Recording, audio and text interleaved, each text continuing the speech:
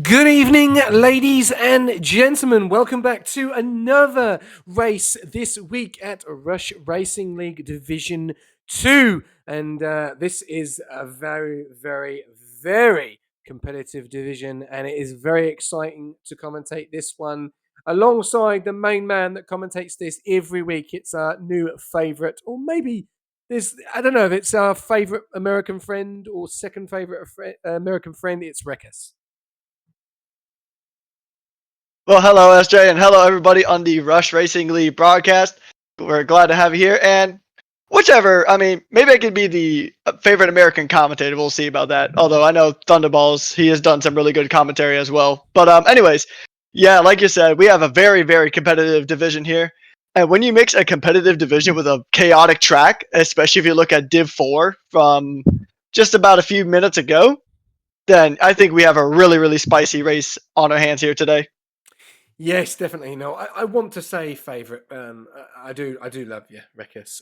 But obviously, I can't be biased. I've got to be try and be straight and narrow and straight to the point. But no, it's great to have you on. And yes, with Division 4, it was, as George mentioned, the 3D where's drama, drama, drama.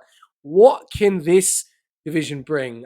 We have a full grid. We have blue skies, no rain, and some surprises on the grid tonight. Indeed. We had some really crazy stuff happen. Like you said, it was drama, drama, drama, and I believe XD Lamb said in the chat for that race, there's more drama than a high school girl's friend group. But yeah, just taking a look at just some of the stuff that happened. We had 2 safety cars, 4 separate DNFs, including a double DNF for Haas. It was definitely the Hoster for the American-based outfit. Lots of contact, multiple track limit penalties. And that was all within 29 laps. We have 29 laps here tonight for Division 2. But the thing is that it was a wet quali, or at least a semi-wet qualies, but it looks to be fully dry here today at Albert Park around this 5.2-kilometer circuit. I think it's going to be a lot of fun. Lots of overtaking, especially with those 2 split DRS zones, starting in turns 1 to 4, and then also 8 to 11. And we also saw quite a few drivers have some quarter cut penalties, specifically through turn 11. Yes, we did. You're 100% right. And we saw obviously some breaking news, obviously earlier on with McLaren going out in qualifying Q2, which is breaking news. And we always put a bit of breaking news into the chat when we see 2 teams going out. But while we're talking about that, let's see who we've got on the grid tonight. We've got Jamie Wells reserving for Kachow in the Ferrari. Zenitsu full time now in the Ferrari. We've got Spry Apples in the Visa. Squash Josh reserving up tonight, but does have that quali band to serve, so you will not see him go out on track at all and will be starting last at the pack. Then we have Ink, known as Dragon, in the Kick. Watanabe in the Aston. He'll be very, very impressed with his team earlier on in Division 4, getting the double podium. Will he be able to do the same tonight with his teammate of JF7? We'll have to wait and see. Limitless in the Red Bull. Lam in the Williams. Hado in the Haas. He and Aussie 2K will want a good result tonight because both drivers in Division 4 DNF'd, no points for Haas of tonight. So very unfortunate for them. So they'll definitely be wanting to score points here. We then got Yuki Bear in the Mercedes with Matif jumping up tonight, reserving for Dante in the Kick. Then we got Aussie 2K in the Haas. Dale Bevs in the McLaren. Aiden is Raiden in the Alpine. Already had another go last night, but with a different track of Abu Dhabi. So it'll be interesting to see what he can do tonight around here in Melbourne. Then we got MJ Roller, who is back with us, and McLaren have missed him. So it'll be very interesting to see what he can do coming back here on it at his home track. We've got JF7 in the Aston, Oscar Piastrigo in the Merc, One Truth in the Alpine, and Shifty Whizzer in the Williams. And 1 car on the medium compound tyres, Rekus. Indeed, it's kind of very important to get these installation laps in to kind of, get a feel for the car, maybe test a setup or 2 if you're kind of thinking about experimenting with your setup. Because as we've talked about several times throughout every single division, every single week, a setup is basically half the battle.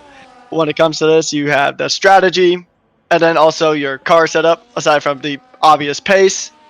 But it's going to be really interesting to see what these drivers do. I mean, it's you have 3 stage qualifying with the return of full qualifying for the season. It's what we've had throughout the entirety of the season, with the exception of, I believe, Portimao, when we had that full distance race.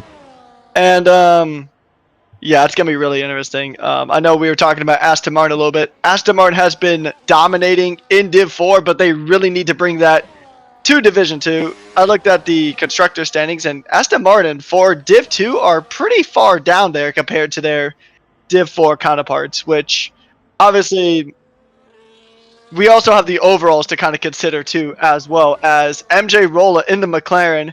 McLaren didn't have the greatest of times in Division 4, but so far it's pretty good stuff here in Q1 for the Papaya based outfit. Yeah, with a 1:16.331, as you did say there, and going over to your thoughts of full quality. What's your thoughts? We're round 9. We've got one more round to go before we go into silly season. How are you finding the full qualifying this season? Honestly, it's a lot of fun because one of the things I love about Formula One is just how unpredictable it can be sometimes. And I mean, we've seen it before, actually, very early on in the season. We've seen a driver, I believe it was Hungary with Zef. He was in a Haas at one point. He topped the times in Q1, but got eliminated in Q2. So there's a lot of extra jeopardy, and drivers are going to have to really be on the ball for the entire qualifying. It also promotes driver consistency because, granted, to get out of one session, you really just need that one good lap. But to get a good starting position, you need to string up solid, consistent performance in all 3 qualifying sessions. So honestly, I think it's a really welcome addition to Rush, and I hope it stays for, well, the rest of time. Yeah, definitely. It's gonna be interesting to see how it goes tonight for the full session, and also looking at what we're going to do for next season. So we'll have to wait and see. We do have a few guys starting up on some outlaps. We've got Once Navy, Limitless, JDMI, or One Truth. Who do you want to jump on board with for a flying lap of Melbourne? Uh, let's see. Yuki. Yuki's already started. So who else? We've got One Oh, Navy, Limitless, Oscar, let's go or with Watanabe because he's just about to start. okay. Over to you. All right, so Watanabe is going to go ahead and begin his first flying qualifying lap. Now, this is a really tricky corner because it's so much speed going into turns 1 and 2. You can slide the car very, very easily. It's very easy to invalidate.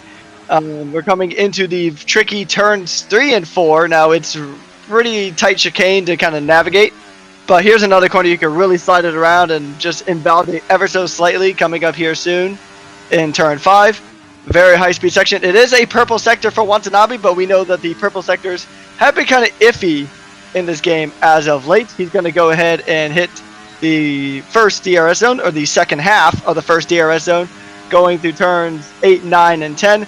Now the chicane going into, turns 9 and 10. Oh, it looks like he might have been impeded there by one of the Ferraris. That's Jamie Wells impeding that lap possibly, and he's backed out of it. I think Watanabe was definitely impeded going into turns 9 and 10, but I mean, it's just a really unfortunate spot. He might still try to finish the lap though as he comes out of turn 11. He's got only 3 more corners left to go. He's got turns 12. He's got turns 13 and 14, which are some of the easier corners to navigate. And he's missing a whole front wing. So yeah, that's definitely going to be looked at by the stewards. Yeah, definitely. You could see there he was on a flyer, and obviously the Ferrari didn't get out of the way, so that is a big penalty coming in there already. Really unfortunate to see there for Watanabe because he'll obviously want to try and get out of Q1. That's one thing that he's really struggled this season, and he's said that so many times when we've spoken to him before. To get out of Q1 is going to be the interesting part here, so we'll have to wait and see what happens. But we'll keep an eye out on his time to see if he can get out Q1. But at the moment, McLarens are doing a phenomenal job in P4 and P1. A lot better earlier on than they did with D1, with Div 4. But a really good start there. 120, 116.240, 7 thousandths of a second. JF7 is behind him. So it's pretty close at the moment. All 16s apart from Hado in the 17s at the moment. And yeah, some very good, impressive times there, especially with Aussie 2K and Zenitsu both on the mediums. Oscar Piastri does a 116 flat, near enough. 2.5 tenths in front of Mr. Bevs. We've got Spry Apples about to start. I'm just going to jump on board a lap with him. Here we go, going on to the DRS, down to the main straight. Let's see what he's got. Let's have a look, see how we go here. Going into turn one, rising nicely on the curb there, gets a little bit of out of sorts there. Now coming down the main straight, coming in to sector one to start his flying lap at the moment. Hasn't set a time, so it'll be interesting to see what they got here from the Visa Cash app, as his teammate is in P6. So let's see what Spry can do. Coming up to turn number 6, I think, then going into the DRS zone in sector 2, which is the very, very powerful. Keep over to the right hand side, get a nice slipstream as much as you can with the car in front, or if there is any traffic in front where isn't, it looks pretty plain. Then coming into the graveyard, right to the curb there, good exit there, out through the graveyard, onto the curb on the left hand side, burning a little bit of ERS though, saving that little bit of ERS on the last part there, going very nicely on the new layout at Melbourne. Then coming here, ease off the acceleration, do not ride that curb, rides that curb on the left, gets quite nice and tight on the last couple of corners, and then it's literally move all the way around to the right, onto the left, onto the curb, down the main straight with the DRS, burn a little bit of ERS to see what you can do. And he's on 116, 137. Very good lap there from Spine Apples, Ricketts. Indeed, yeah. And I mean, RB are in dire need of a good result here today. They are currently dead last in the Constructors' Championship here in Division 2. And they're really going to want some solid performances. And that all starts with a solid qualifying. And right now, Spry did have a really good pace. RB is in a good spot. They're both looking pretty likely to make it into Q2 as it sits right now. But there are 5 drivers who have yet to set times.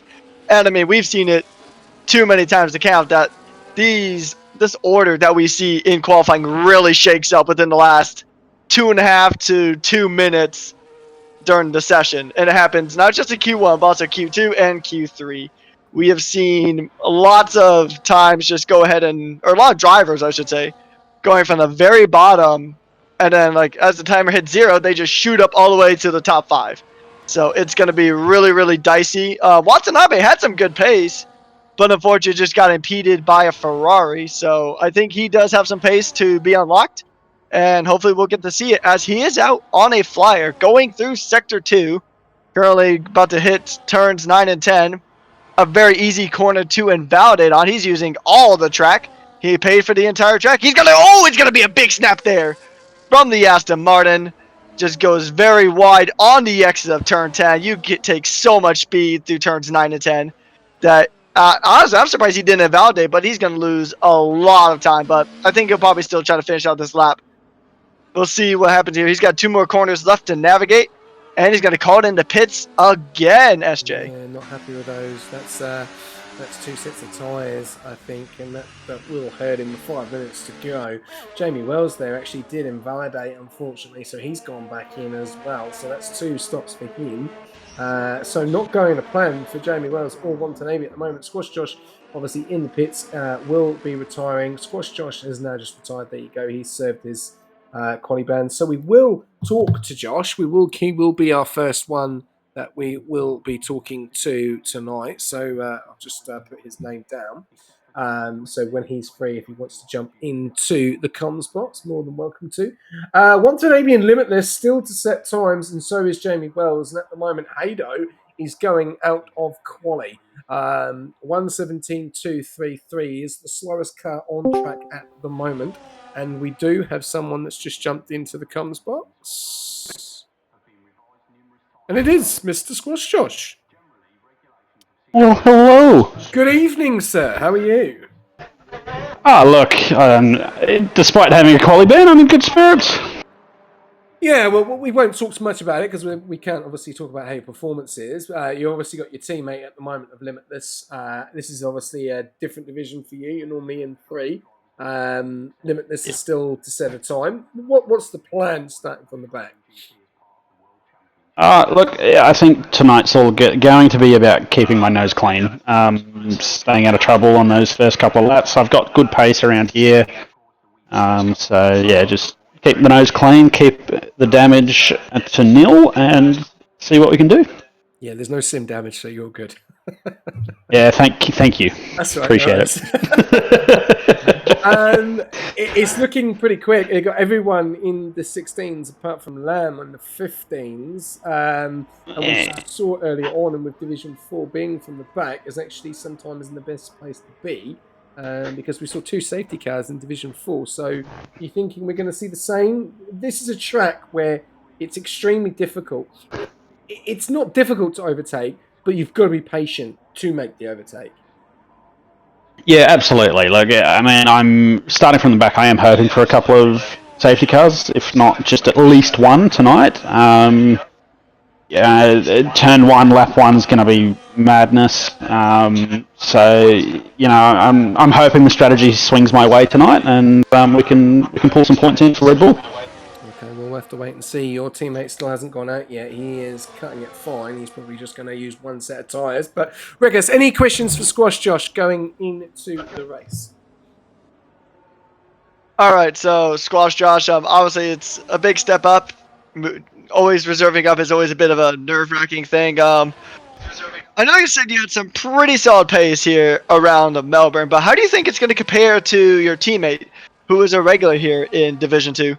Look, to be honest, I'm not too sure. I have tipped him on the time trial times. I've dipped into the 14s there, and I know that if I was to pull a good quali lap together and a short quali, I can pop a 15.3. So, currently that puts me just above Lamb. So we'll see. We will see. But I know Limitless is going to be consistent. He's going to be rapid, and so hopefully he can quali well and pull in some big points. Indeed. So yeah, that's all the questions I have. Obviously not the qualifying you wanted, or the lack thereof, but I'm wishing you the best of luck, and we'll see you later. Thank you very much, guys. Enjoy the race. All the best. Thank you. Okay, all right. Well, we've got 1 minute to go. Jamie Wells has got a set of time. So's Limitless. Draco at the moment. It looks like Hado is going out. Aussie 2K is going out. Jamie Wells is going out, and Limitless is going out. So these guys have got to get this right. There's a few retirements that we're seeing earlier on, Reckers. The top 3 have decided they're very happy with their time. A phenomenal time there from XD Lamb with a 1:15.675. 6/10 quicker than P2. Yeah, that's a really, really strong result there for the Williams of XT Lamb. I mean, his teammate got a podium last time out. Wasn't exactly the race that he would have wanted. But, I mean, overall, we know XT Lamb has got some really good pace, and it's awesome that he's actually able to show it here today. And, I mean, but here's the thing, though. You got to keep it consistent. We talked about this earlier on in the stream, but you could top the times now, and then maybe we'll be talking to Lamb at the end of Q2 because he got knocked out. You got to be really consistent, but I'm still going to be honest, and that is a ridiculously good lap time here in the opening session of qualifying here. We'll see what Jamie Wells does. He's coming around the last corner. He's going to go a set of time. Where's it going to be? Oh, it's looking pretty fast. It might be... Never mind. Oh, it's actually going for P3, so that is pretty fast. Just behind Piastri, Goat, and Lamb. Now Draco's the last one. We'll see what he can do. Draco now, the last car to have not set a time here in this session. He's got a purple sector 2, which we know those are a bit iffy, but still pretty rapid. It's at least a personal best for the Red Bull. He's coming around the corner, going around turn number 11. Oh. Another very easy corner to invalidate. He's got turns 12. He's going through 13. Beautiful, using a little bit of curb, not too much. It's the last corner now. It's make or break now for the Red Bull. Let's see what he can do. It's looking pretty good. It'll be good enough for P11. Wow. Wow. Wow, wow, wow. I'm just like looking at some of those times, and Shifty Wizard is out of Q1. Look at that. Down there in P17. Every single driver is in the 16s, apart from Squash Josh, obviously, with that quali ban. That is insane. Hado making it out as well. Really good good job there. Obviously, Aussie 2K out of this race as well. But look at the times. It's 9 tenths between P19 and P3. It's insane. Indeed, yeah. I mean, that's the one thing I just love about Division 2, and it's why I will always die on the hill of that. This is the best division that we have here at Rush, because you got times like this, and yeah. So we're gonna go ahead and just talk about the drivers who have been eliminated so far. Squash Josh serving that qualified ban. Ozzy actually spending his time on the medium tire, and then we have Watanabe, 50 Wizard, and Dragon, aka in the Sauber, getting knocked out in Q1. But yeah, like you said, pretty much between the entirety of this grid from P1 to P19, only 1.2 seconds. That is ridiculously competitive. It's insane. If you like the top three of Lamb, Truth, and Oscar Piastri, they are your top three. But I still can't believe I'm saying this. But Dragon, Aussie 2K, Watanabe, Shifty Wizard, and obviously it is Dragon Inc.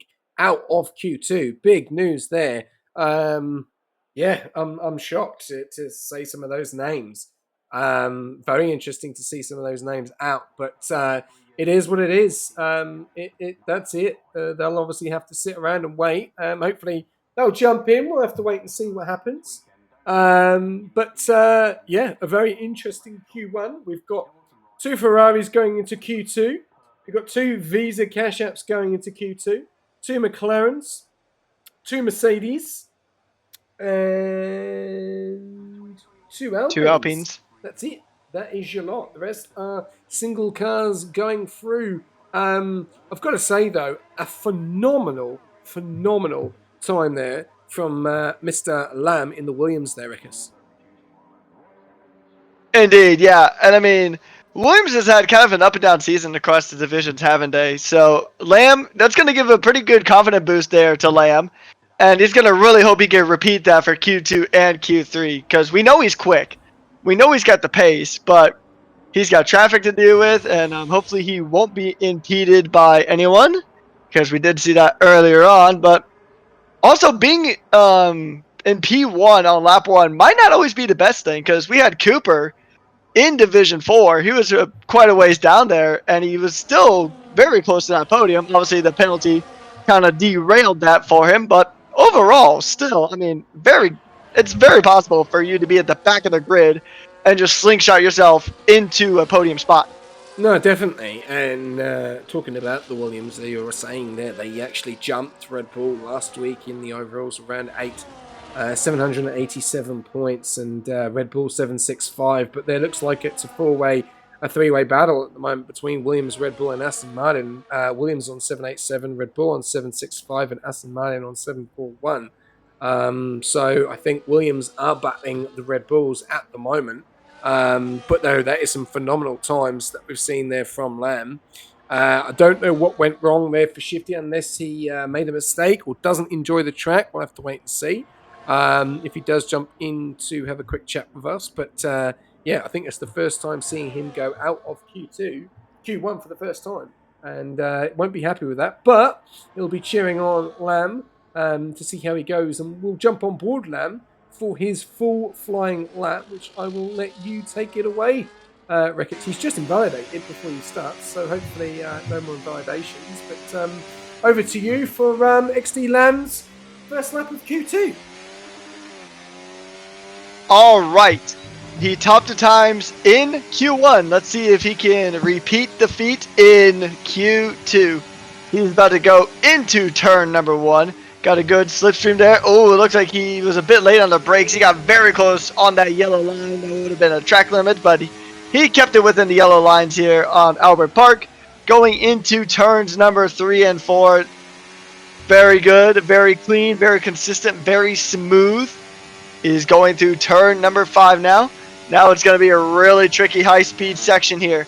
Turn 6 and 7, and it's a purple sector there for the Williams, although no one has set an official time yet. He is about to go into the second part of the first DRS, the first part of the second DRS zone. And he's going to just let it go full speed. This is the fastest speeds you'll hit on this track. Let's have fun to start finish. Straight turns 9 and 10. You can be very aggressive there on those two corners. And you can even make some really solid overtakes on that corner. There is a salver, but it moves out of the way. And then going through corner number 11, he's keeping the speed. And now he's got 2 more corners left to navigate. Turns 13 and 14. And he's got to get a good exit and just turn on the afterburners, let that battery sing, and we'll see what time he can get. The time to be is a 1:15.8, and he's going to get a 1:16.3 for the Williams, jumping up into P2.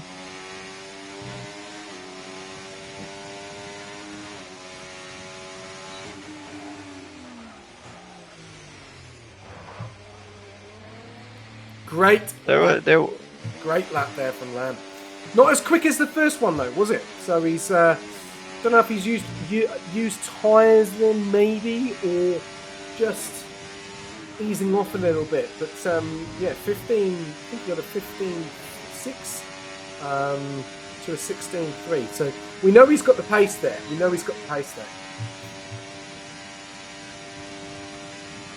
Indeed, yeah, we know he's got the pace. Dragon has actually left the session. I'll try to go ahead and get him back in.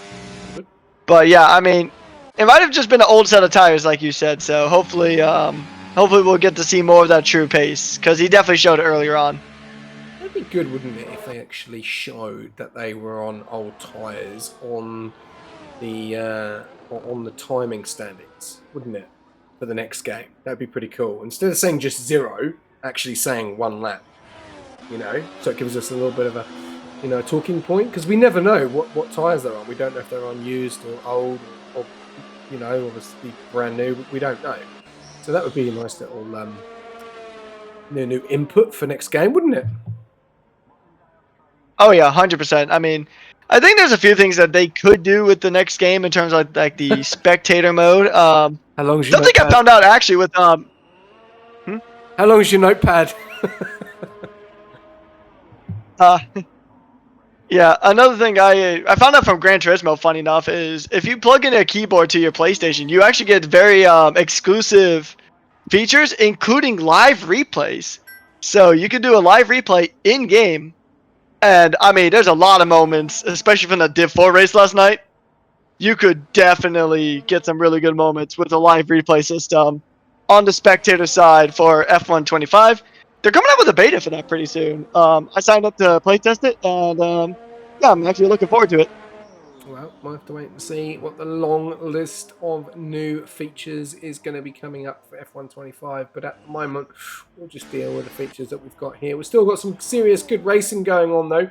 Dale Bev's setting all 15.887. So between him and Limitless, they've switched around with Lamb's time. Even though Lamb did do a very quick time in Q1, it's looking likely that going to be some very interesting times going into Q2. We've still got Spry, Yuki, with Batith, and Aiden as Raiden still to set some times, but we'll have to wait and see what we've got there. But at the moment, still a few guys still to set times, and those guys still to set times are all in chance of being eliminated, Rickers. Indeed, they really got to make these laps count. Spry is going to be the one that's about to start a lap. He's coming around turn number 14 now. He's going to go ahead and start his flying lap. So, I mean, he's had a pretty good lap in Q1. He'll need to repeat it again for Q2 going into turn 1. Very solid, very smooth. Once again, we've been seeing a lot of those drivers flirt with that track limit line, and it is an invalidation. You flirt a little too much, and you get hit with a track limits violation. And that is Spry Naples on an invalid lap. Now, Aiden Raiden is also on a fast lap. And, he gets a little bit slidey throughout the grass coming onto the exit of turn 2. And I think that's going to be his time kind of dead in the water. Yep, well, I'm just going to jump on board Yuki Bear for a flying lap in the Mercedes. Down there in P13, so let's see what he's got. He is leading the championship at the moment. So, yeah, let's jump on board with the championship leader coming into turn one. Nicely on the cut there. Very aggressive and very quick going into turn one there. Now coming into turn two. Very nicely there. Keeps it onto the curb. Keeps it nice and wide. Different line there. A little bit of a snap. Could lose a couple of attempts or maybe a tenth there. Getting onto the curbs. He's risking it here. He is definitely risking it there. Very aggressive on the turning. There, he's got a car behind him, which is obviously with the teeth in the pit Sauber. But Yuki very aggressive in the Mercedes. I don't know if he's using a very aggressive setup. We'll have to wait and see. Coming up to the graveyard area, taking a little bit of a different line there. Now getting onto the DRS to the closing stages of Sector 3 coming up. New layout of the Australia gets onto the curb. Do not put that tyre into the gravel. Oscar Piastri, though, his fellow teammate, taking pole position with 1:15.6, same time as Lamb in Q1. But Yuki Bear coming across the line down the main straight with the DRS. A little bit DRS. What's he got? It's a 1:15.634, and it's a double for Mercedes at the moment. P1 and P2. Phenomenal start for Mercedes there. Indeed, yeah. I mean, they're the favorites right now in that overall championship, and that is exactly what they needed right there. Only 5 thousandths separates both of the Mercedes, so their pace is on fire here today. And I mean, sometimes just doing things a little bit differently is just enough to give you a bit of an edge. Sometimes it works, sometimes it doesn't, but it's certainly worked out there for our current championship leader here in Div 2. Excellent stuff, and he's actually still got a lot of battery, at least from what I'm seeing here. On my end, it's still showing he's got, well, he's probably put it on recharge, but yeah, he's got full battery right now, so maybe we might see him attack it again, but that is still a very solid lap. I think that's Oscar. Pretty close to the time that Lamb set in Q1. Oscar's gone off. Oscar's gone off in the Q2. He's lost it. He's gone off in the... he's got to be careful he doesn't get DSQ'd here. We know what the game's like. But he's gone off in the runoff area. And yeah, that's not good for Oscar there. But he has set a good time, but he's lost control there. So hopefully no damage to the car. It's absolutely filthy. Oh, the Aston Martin there. A little bit of a tag there from the Aston Martin. Is that JD Martin? It is JF7 there. Oh, so he's got that all wrong. He's actually gone round again. So unusual what we're seeing here in Q2. Bit of drama. Spry though, fantastic start for him. Up into P5 at the moment. Limitless down there in P4. Bev's being pipped by the two Mercedes. Can Roller get into that and cause some storms? There's going to be a massive difference. Remember, we don't know if some of these guys are driving on fresh or old tyres. With those two times at the front, it looks like those guys would be on fresher tyres. But that's a great start for Mercedes going into Q3. But can it be beaten? That's the question. We know what Lamb's capable of. And I do believe it can be beaten. Oh yeah, I mean, well, not if you invalidate your lap like Lamb just did. He just got a little too close to that line in turn 2, and that's such an easy corner to invalidate on. The amount of times that I have personally invalidated on that specific corner is more than I'd personally like to admit, but I mean, you're carrying so much speed through the first few corners, and even through a lot of the corners on this track, you're just carrying a lot of high speed, so it's so easy to invalidate. But if Lamb can string together a good lap, he's got full battery right now, as Draco has actually decided to call it quits. He's thinking his time is good enough. One of the drivers in the 1:15, but we'll have to see, because Aiden Raiden is in the pit still, yet to set a time in that Alpine. So I think qualifying, now we're in that, what I like to call the danger zone. The last 2.5 minutes of qualifying. It's going to get hectic here. Well, yeah, we've got 3 guys, like you say, 4 guys in the 15s. Spry could probably get close to the 15s. We'll have to wait and see what happens. We've got a few guys on outlaps now. So, there you go. Zenitsu. That could be it for Zenitsu. I think Zenitsu could be out because he has just invalidated and there's only 1 minute and 53 to go. So he could be out. So we'll have to wait and see what happens there. We're seeing a few retirements at the moment. Let's have a look. Aiden Raiden is the only person that hasn't set a time down there in P15. Can he get himself out and with his teammate who's there in P8 at the moment? He's on an outlap currently. We've got a few guys on flyers. I think Zenitsu could be out. Just keep an eye on that. He's saving. I think he is out, yeah, because he's burnt all of his ERS. Yeah, I think he is out. I think Zenitsu is out of Q2. He's on 16% at the moment. We've got yellows in Sector 2. I'm just keeping an eye on Zenitsu. Yeah, I think he is out. I'll just double check. Coming around the final point. Yeah, he's into the pits. He's done. So Zenitsu is our first driver that is out of Q2. Didn't go to plan there for him. Who else have we got coming around the corner? We've got Jamie Wells that's about to start his lap. Let's see how he goes. He'll probably be the last car across the line. That will be checkered flag, but let's have a look. It's a 1:15.634 to beat. He's done a 1:16.795 in the Ferrari. Can he go through with his teammate as Lamb goes quicker than Yuki by a 10th up into pole position? Lamb is looking very fast here at Melbourne, Rickus. Indeed, yeah. I mean, we knew that Lamb was going to have some wicked pace now. And I mean, he's on fire right now. That man is red hot. Hot enough to melt marshmallows with how quick that car is right now. And Williams just seems, well, one Williams anyway, just seems to be in a really good spot this week. Or weekend, I should say.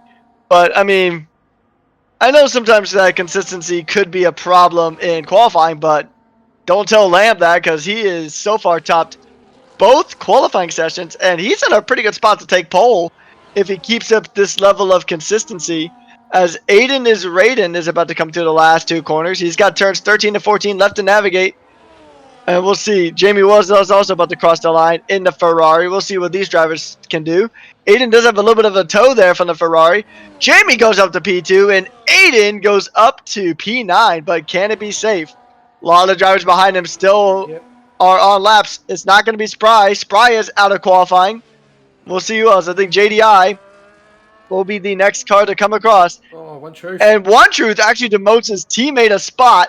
So we're going to go ahead and see if JDI can go ahead and do it. JF7, we'll see what he can do. He's got one corner left to navigate. He's going to burn that battery. And he's coming across the line. It's good enough for P8. And Raiden is out of qualifying. Yep, he's pushed Aiden in. And Whiff is called in the pits. And Whiff is out as well. So there you go. There is your drop zone.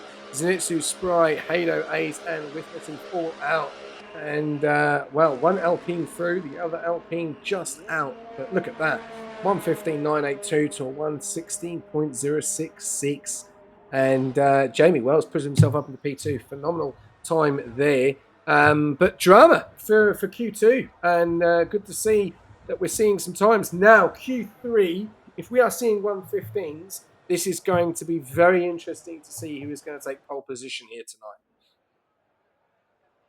Indeed, and right now, the Williams currently in P1 of XD Lamb. He would be my personal favorite to get pole, but Jamie is only 22 hundredths off of that time from XD Lamb. So Jamie Wells is a driver that should not be slept on here because he's also seemingly got some really good pace. Another driver that was in top 3 in both Q1 and Q2. So definitely keep an eye out on Lamb and Jamie going into Q3. Yeah, Zenitsu, Spry, Whiff, Hado, and Aiden all out. So we'll have to wait and see what those guys are going to say in the interviews, as we do have two of the guys jumping in. But first of all, thank you very much, Rosecoms. Welcome, mate. Good morning to you from the UK. Hope you're having a great morning and enjoying some good Formula One action. But first of all, Rickus, I'll let you take it away with Hado, who's just jumped into the comms box. Over to you. All right, so I know you got knocked out in Q2 there, Hado, but overall, how are you feeling about your pace going into today's race here at Albert Park? I think I'm not too sure. It's going to be a bit shaky. Australia, even though I suck at quality, Australia is definitely more of a qualifying track for me.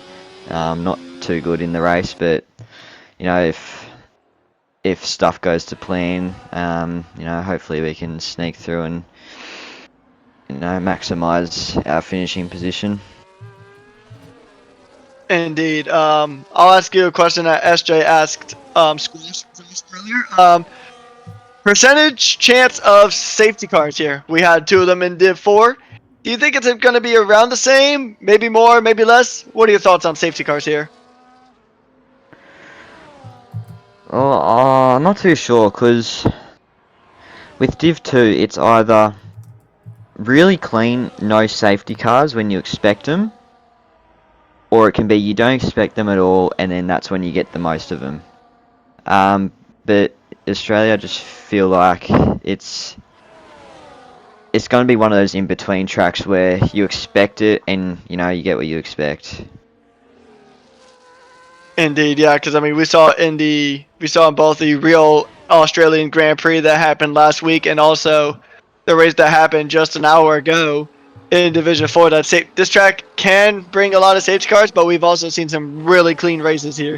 And like I said, Div 2 is usually either on one part of the seesaw or the other. It's either chaotic as all get out, or it's super clean racing. Hopefully, we see more of that clean racing, but indeed. So, are you going to try to be a bit more aggressive when it comes to your racing strategy, or as Squash Josh said earlier, you're going to just try to keep your nose clean and stay out of trouble?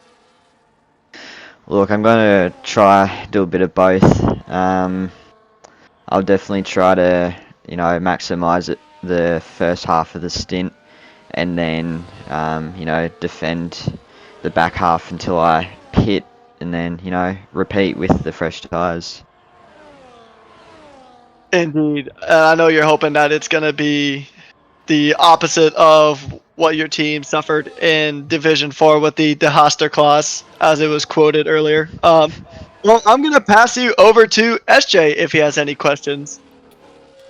Yeah, thanks, Rickus. Good evening, Hado. Unfortunately, not into Q3 and didn't get the nice toe for the Bevs we needed. No, no, I did not. We know there's a little bit of help there from the old Bevs Meister. I've got to say, tonight we are seeing some serious pace on this grid tonight here in the 115s. Does it worry you a little bit of some of the pace you're seeing? Because I think the main thing that we saw earlier on in Division 4, and you probably saw with your team earlier on, is that safety cars is very easy to come out here. But overtake is difficult here. And as I did say to Josh earlier on in the interview, is you've just got to be patient.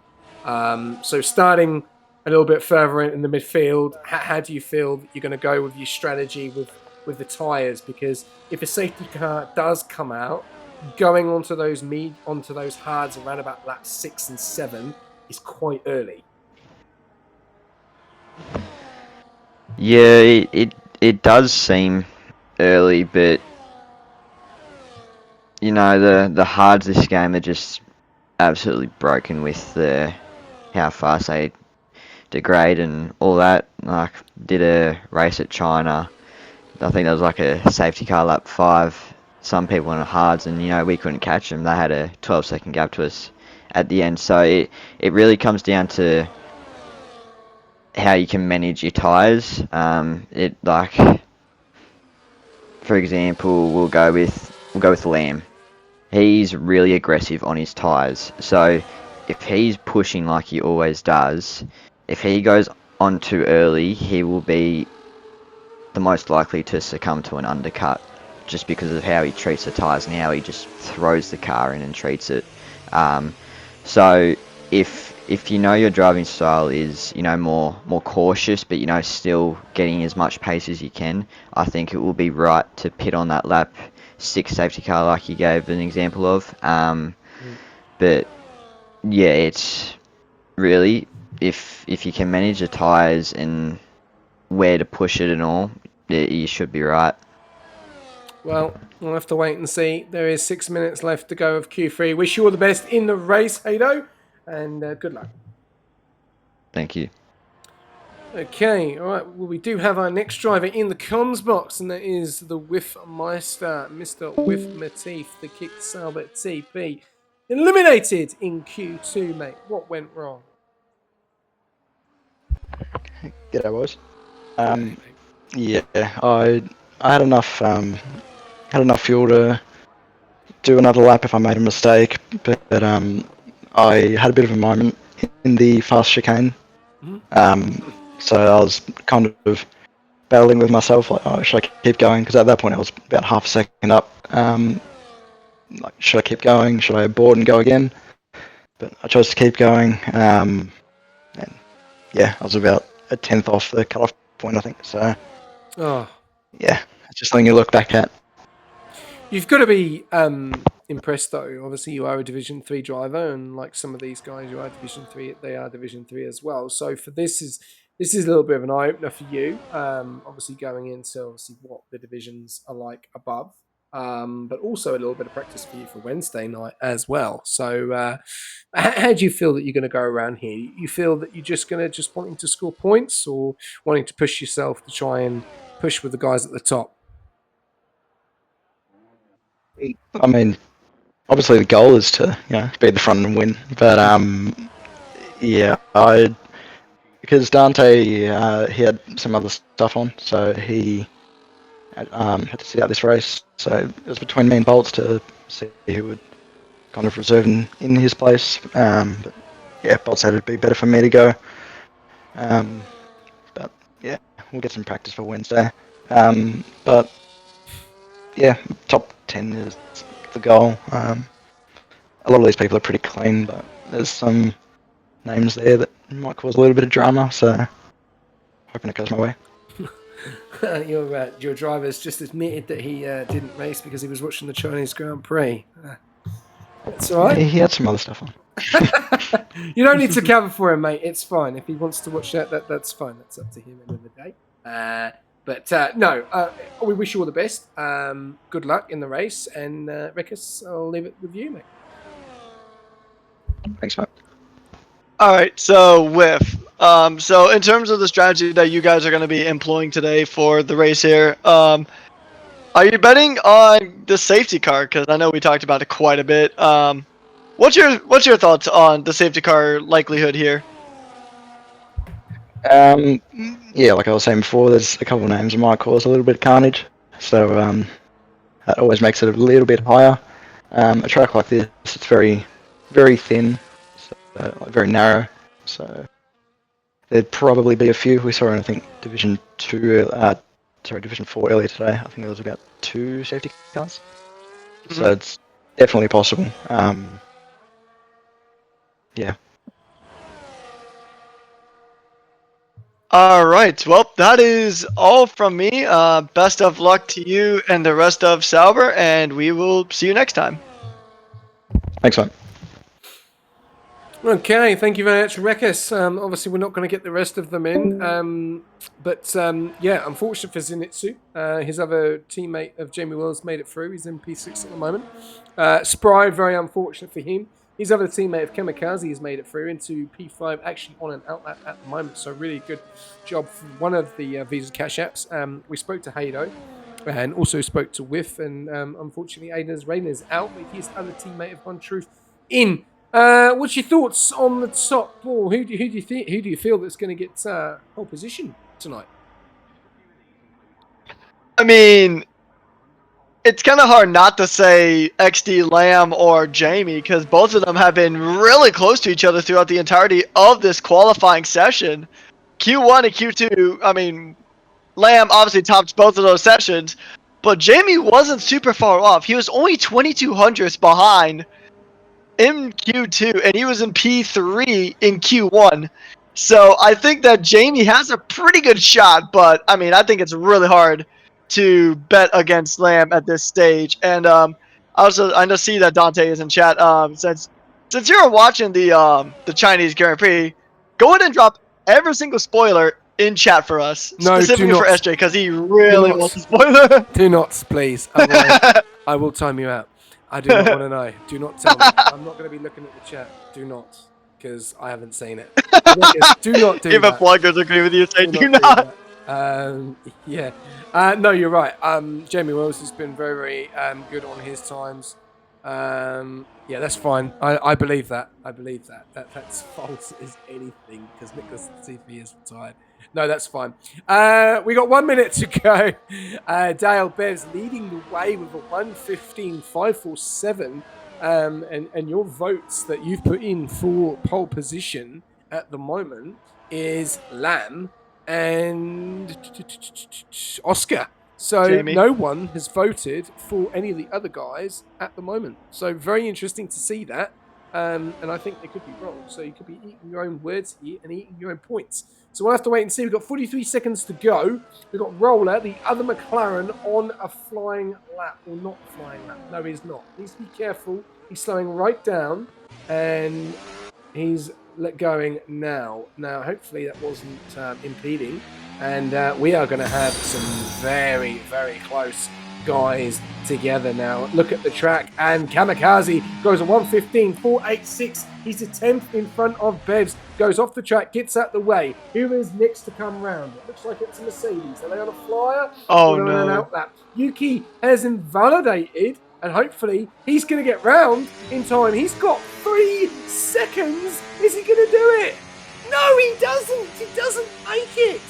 He is out. And he only finishes in P4. Yuki has not given himself enough time. So that's some breaking news there for you. Yuki Bear may have just stuffed up his qualifying time there in Q3 because he didn't give himself enough time there to the line. He actually just missed out there. So we're going to go jump back on board with Jamie Wells in P7 at the moment, who's up on his time by a 10th. It's not going to be enough, and it looks like it's only going to push him down into P7 still, depending on the last corner. Pushes himself up into P5. Not in probably what you thought there, Rekus, from Jamie Wells.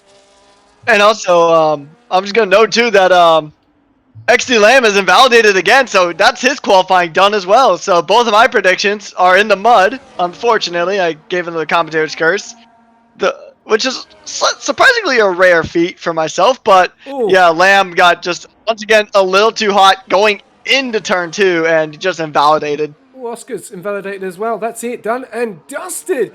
And guys, look at this for qualifying.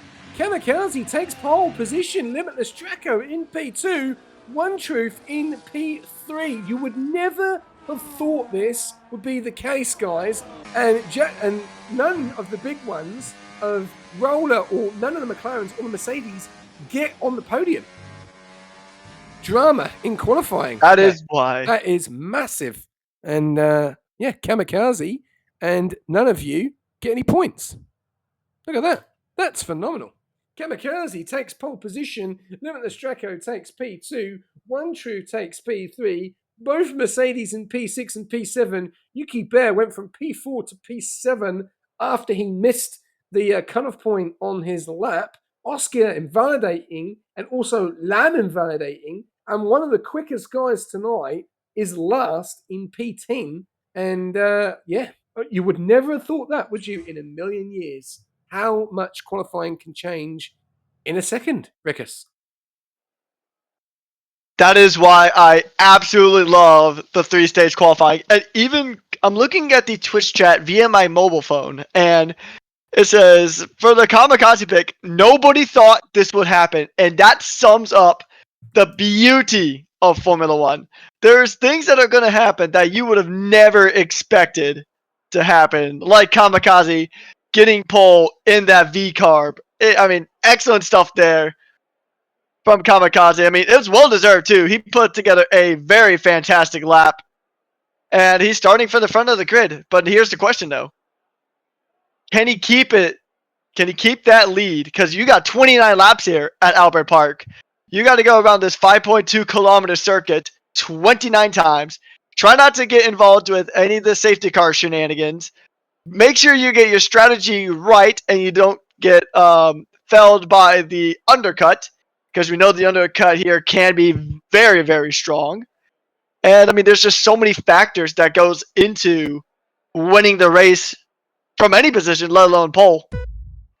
Yeah, definitely. It's And we those red lights going out. over to you. And it's lights out and away we go. It is a good start there from the driver who started from pole position as Limitless Mako goes right behind going into turns 1 and 2. A lot of sliding from these cars, but so far no major contact, at least not that I can see. And it's actually a really good start for the V carb here. Few drivers making a few moves as we see. Oh, I think I saw like an end plate or something fly off in the back, and there's a Haas and a kick Sauber off the track into turn 5. That is Whiff and Hado.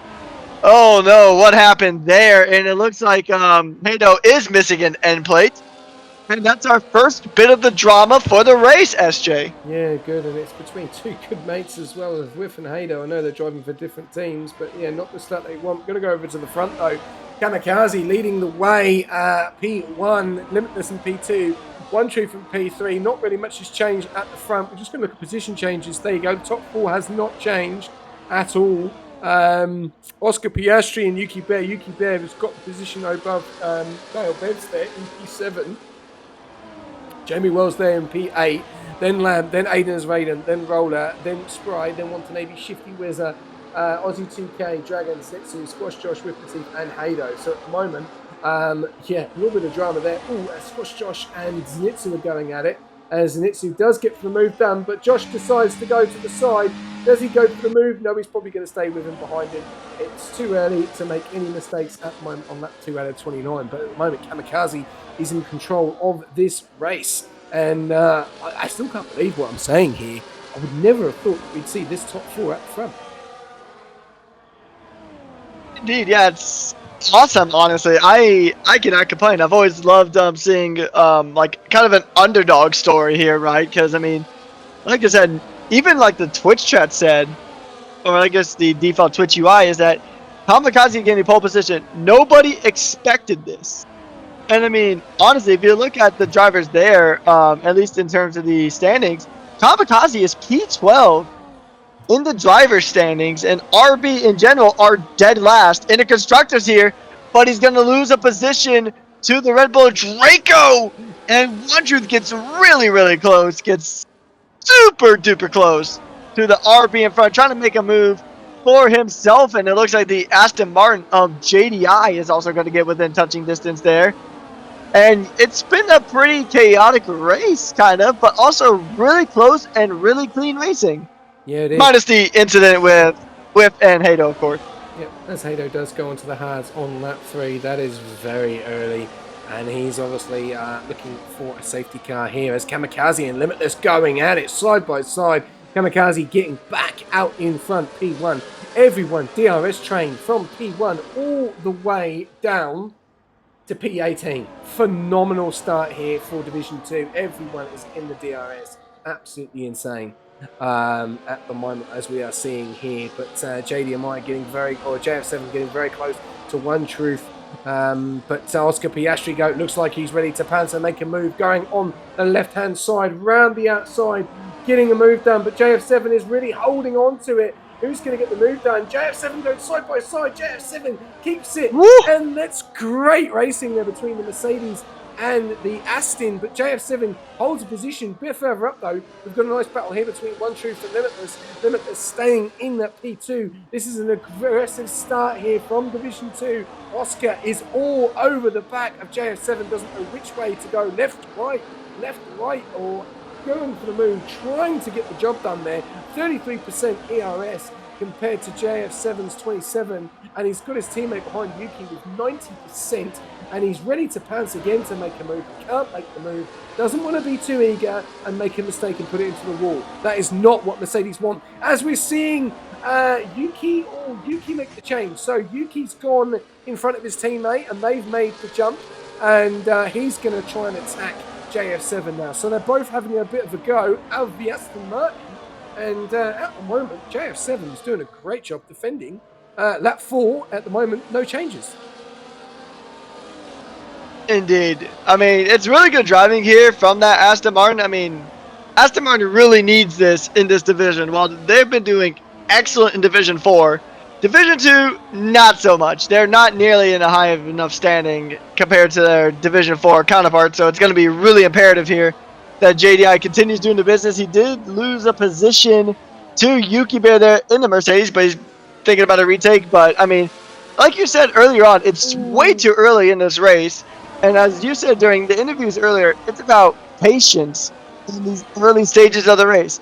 Yes, Yes. you can make moves, but you still got around 25 laps left to go of this race. You still got a mass majority of the race to go. So it's really silly to make an overly optimistic move and just throw it away and just ruin your race before it really had a chance to get off the ground. No, definitely. Yuki Bear getting out in front of JF7 there, and Dale Bebbs losing out to Lamb, having that little bit of a snap, dropping down into P8 there, following very, very closely by Aiden as Raiden. A little bit further down, let's see Squash Josh making up some manoeuvres there. He's up from P16, so a good start there by him. 50 Wizard down there in P14. In the pack, basically, there's nowhere to go for any of these guys. They're going there. JDI's off. JDI just went off into the gravel there. Sorry to cut you off, but off into around, I think that was turn 6. He just went off into the gravel as Dragon gets the first penalty of the race.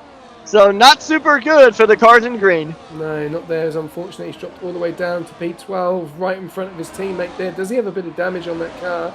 No, just probably very dirty tyres. But he's going for the move on Spry to get back up into P11. Good move there. Lovely move around the outside. Gets the job done. A little bit further up, though. We've got a nice little battle here between Jamie Wells, Aiden, and Bevs. And Aiden into P9. Jamie Wells into P8. And, Roller down there in P10. So a lot of things are happening in the midfield pack. But at the moment, everyone is still in the DRS. This is insane to see. And, well, where do you go? There is nowhere to go. There is no moves to make. You've just got to follow. And Spry and Watanabe are going side by side now. And it looks like Watanabe is going to go for a move. We've got action going on behind as well as Dragon. Oh, it's shifting as it tries to go around the outside. Gets the job done. Up into... No, doesn't get to P14 still. Back then, Dragon there. They're going side by side. Has a little bit of a snap. And then... Gidget's back into P15 there. So aggressive driving, but no one letting anyone through at the moment. And shifting, dropping a position to Dragon, having a little bit of a side-by-side action there. A little bit up to the top though, because Limitless is ready to pounce and get the lead off Kamikaze again, as he did take the lead, and now he's lost it again. And we've got a little bit more drama going on at the back as Winterlady loses out to his teammate, and One Truth loses out to Oscar Piastri. Oh, there's a bit of an incident there. He's smacked into the side of Lamb, and I think Lamb has lost his front right plate. So a little bit of drama going on here. And yes, Lamb has lost his left plate, and he will be fuming there with One Truth. And both Mercedes now into P3, P4. Lap 6 out of 20. Sorry, lap 7 out of 29.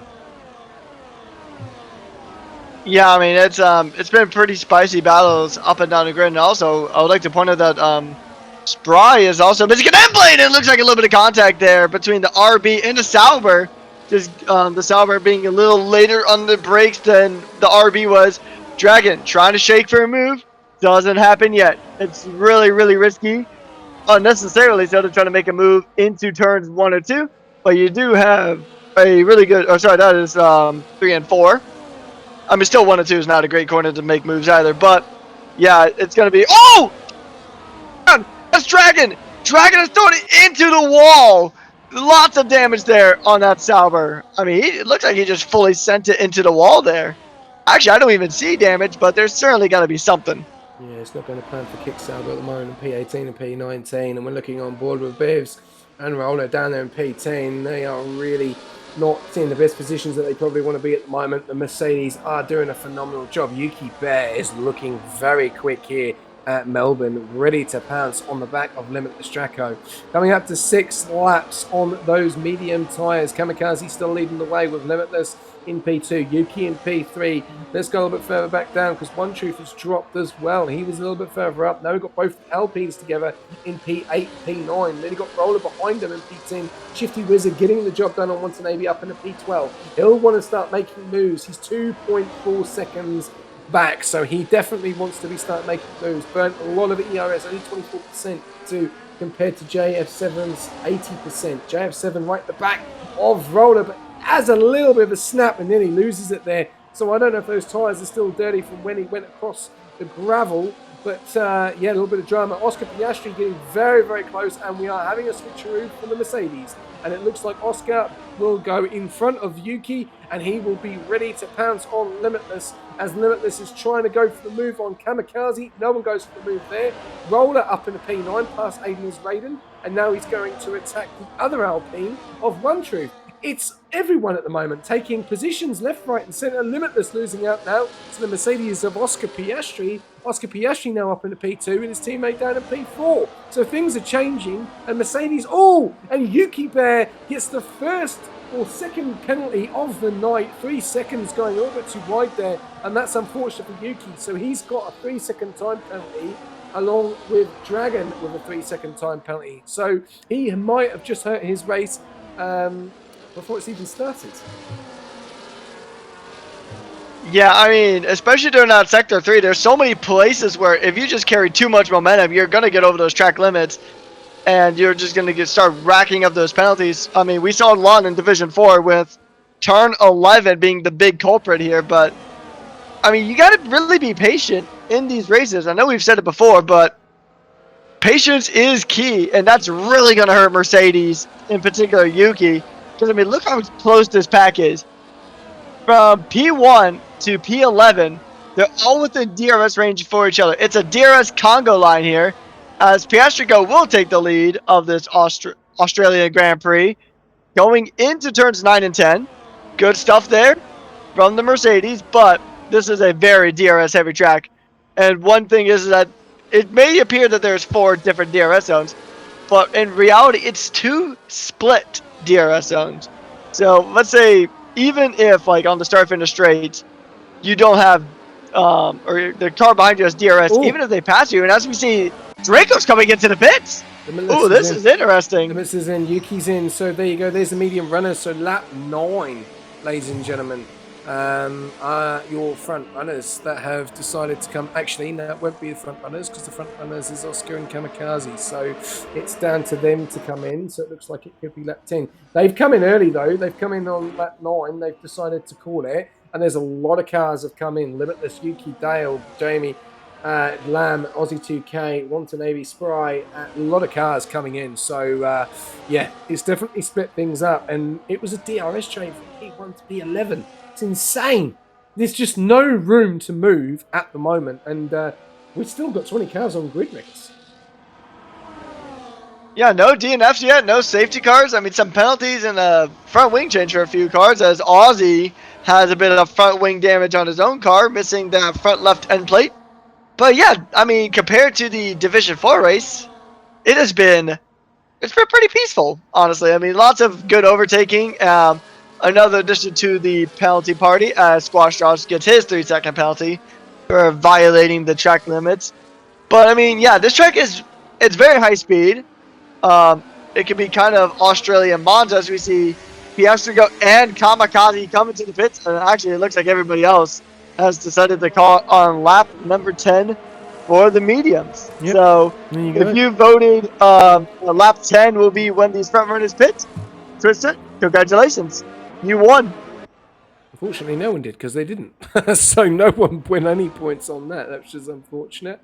One Truth is the only car out on track. He is on those mediums. He's 12 seconds in front of Oscar Piastri. But Oscar Piastri has got a whirlwind of cars behind him ready to pounce and ready to try and make some moves. As we're seeing Kamikaze try and get the move done on Yuki Bear with that penalty as well. Mercedes have timed this very, very well. P4 and P2, they are in great form at the moment. But with that 3-second for Yuki, that's definitely going to hurt him. The question is where is One Truth going to come out? He's 13 seconds. He's actually made a second on Oscar at the moment. So we'll have to wait and see. If Oscar keeps battling Limitless behind, he'll lose even more time where he is just about to lose that position to the Red Bull. Limitless is looking very, very quick here tonight. Lap 11 out of 29, and we're about to see One Truth come in and get onto those hards. So where is he going to come out? Because his teammate, Aiden is Raiden, down there in P9. So where is he going to stop? Where is he going to come out? That's going to be the question, as Limitless is going to take the lead of this race. But there is still a DRS train behind him. Look at the DRS train. It goes all the way down to P7. Well, you might as well get your boarding passes and hop on the DRS train, because that's exactly what we got here. As we begin lap number 12. Now, the DRS is really strong here. with these two different DRS zones as Lamb sets the fastest lap of the Grand Prix so far with a 1:18.25. Good stuff there from the Williams. And I mean, there's a lot of spaces where you get really good speed from this DRS, but you just can't make anything happen because of it, because of how narrow this track can be in some sections of it. I mean, a lot of the corners here are really hard to overtake on. You can overtake in turns 9 and 10, and what happened there? Well, Watanabe and JF7 were going through the double corner together, and they're still going through it together. Oh, one goes onto the gravel Whoa. and glitches over, and literally 5 minutes up the road. So a little bit of drama going on there. There's a lot going on at the back here in this midfield pack. Look at this. You've got Aussie 2K is pushing Dragon. Oh, there's a big accident. JDMI, JF7 is out. And there is a safety car. And Oh, it's so much chaos. Absolutely drama at the back there. What has happened there? There is a lot of debris gone all over the place, and Spry's involved in that. Shifty's involved in that. Dragon's involved in that. And JO7 is the one that is out of that race. It looked like he was being pushed round, so we're going to delete that because that has literally just gone out. Yeah, drama. And that is the first incident of Australia, and we've got a safety car on lap 13 out of 29. What do these guys do now? That is a really good question. I mean, those hard tires are going to be super duper fresh because the majority of these drivers did recently just pit in for those tires. So it's tough. You're kind of you're in a rough spot if you do, and you're in a rough spot if you don't. Because I mean, granted, these tires are still very fresh. Might still have some of the packing tape on those tires, but at the same time, you know, later on down the line, if somebody does make that pit stop, maybe even, although I wouldn't personally recommend this, but using it as an example, you could see a driver just throw on a set of mediums and just be quicker overall in those later stages of the race. However, those tires may burn out quicker than the drivers who have stuck out onto the hard compound, and you're also just going to lose a lot of positions and just you're going to get further down that grid than you would have wanted to be on the restart here. We know the safety car is going to go run for a few laps, and you do lose less time under a safety car versus a regular pit stop, but you're still losing a pretty substantial amount of time. And you're going to be right in that middle of that very clustered pack. I mean, they've already been stuck together like a can of sardines for the entirety of this race. I don't think there's any point where a majority of the field wasn't in a DRS range, in a massive DRS train here. So I think overall, your best bet is to try to stay out and try to nurse those tires all the way to the end. Yeah, well, that's the question, isn't it? Because 4 of these guys have decided to pit. You've got One True, Shifty, Hato, and Spry have all gone onto those medium tyres as Spry looks like set to go on another set of mediums. We'll have to wait and see. I'm just trying to think of another prediction, Rickus. What do we put up for a prediction? Because we're on lap 14 out of 29. I don't want to put up, will we see another safety car? I want to put something up a little bit different. So if you've got any ideas, mate, give me an idea and I'll fire it in. But while Rickus is thinking of that idea, let's go to some position changes and give you a little bit of an insight of what's happened in this race, as this is the first safety car. I got it. What is it? What do you want? What prediction? Speaking of positions, all right, so here's my prediction, right? Yep. Who is going to lead at the end of the first lap after the safety car restart? Will Oscar Piastri go keep his lead? Will it be his teammate? Or will it be one of these other drivers that are going to be really close once we get back to green flag conditions? Who is going to keep the lead on that one? Okay, who is going to keep the lead after... I'm going to have to work out how to write this. Who is going to keep the lead 1 lap in? Yeah, is that that's what you meant, isn't it? Who is going to keep the lead 1 lap and actually, in? We're going to find that out pretty soon because the safety car is coming in this lap, and Oscar Piastri will lead us to green. And I will take us away for the start while my amazing co-commentator over here works on the poll and the Okay. prediction. Done. But here we go. It's going to be time. 2 It's got minutes. 2 corners to navigate. 2 minutes to vote. All right, 2 minutes to vote, and Oscar Piastro will lead the green. And he's going to pull the trigger right now, and he's going to send it. He actually got a really good launch there from his teammate. And we are back to green flag conditions. Yeah, indeed. And Oscar and Yuki have made up 5 spots.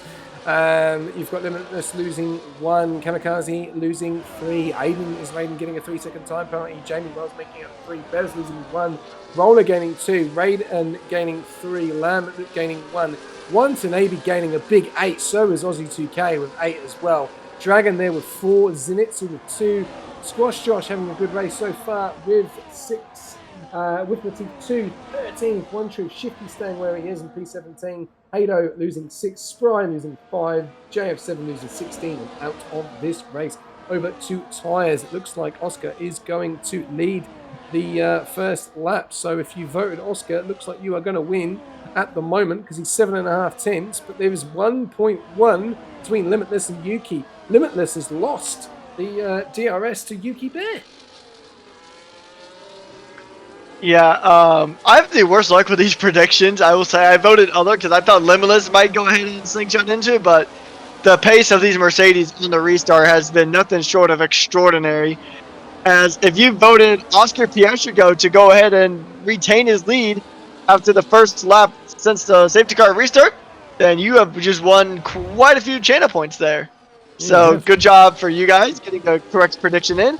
But yeah, Oscar and the Mercedes team in general just got a really good start.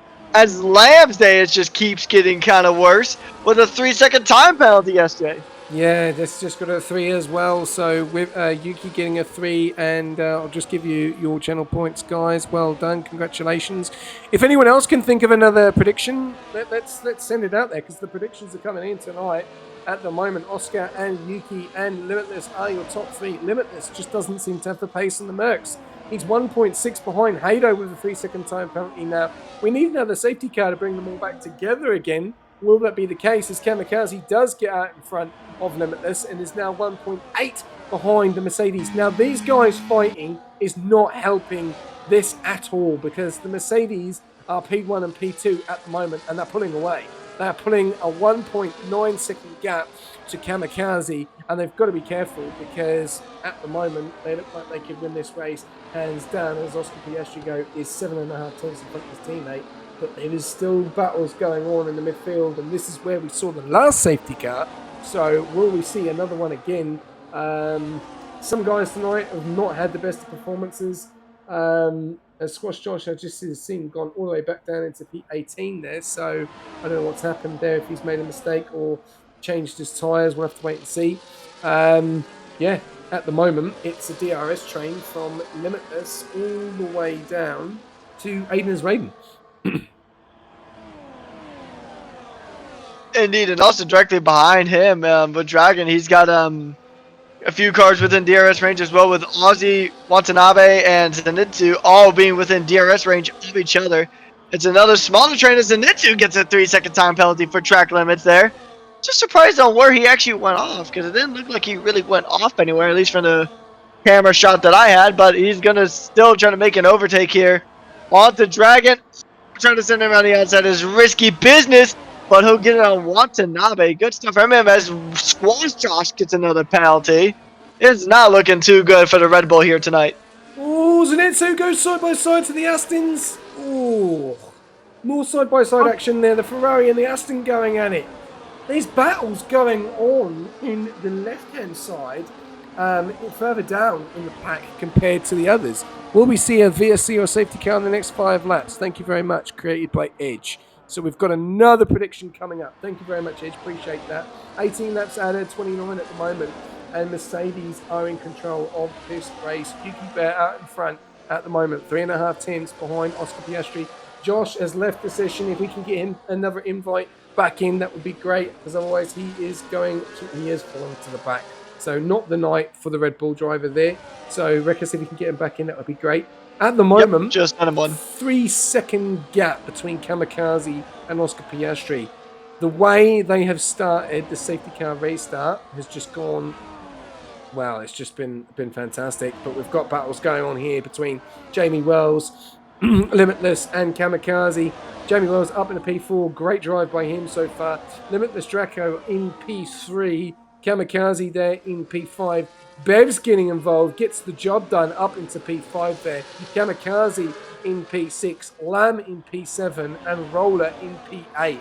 All within the DRS. So there's still opportunity here for P3. And it's between Limitless, Jamie Wells, Bevs, Kamikaze, Lamb, and Roller. Well, not Lamb, unfortunately. So it's Roller, Kamikaze, Bevs, Jamie Wells, and Limitless. And I think that'll be the next prediction. Who will get P3? I think that'll be a good one. Are really getting our money's worth with the predictions, aren't we?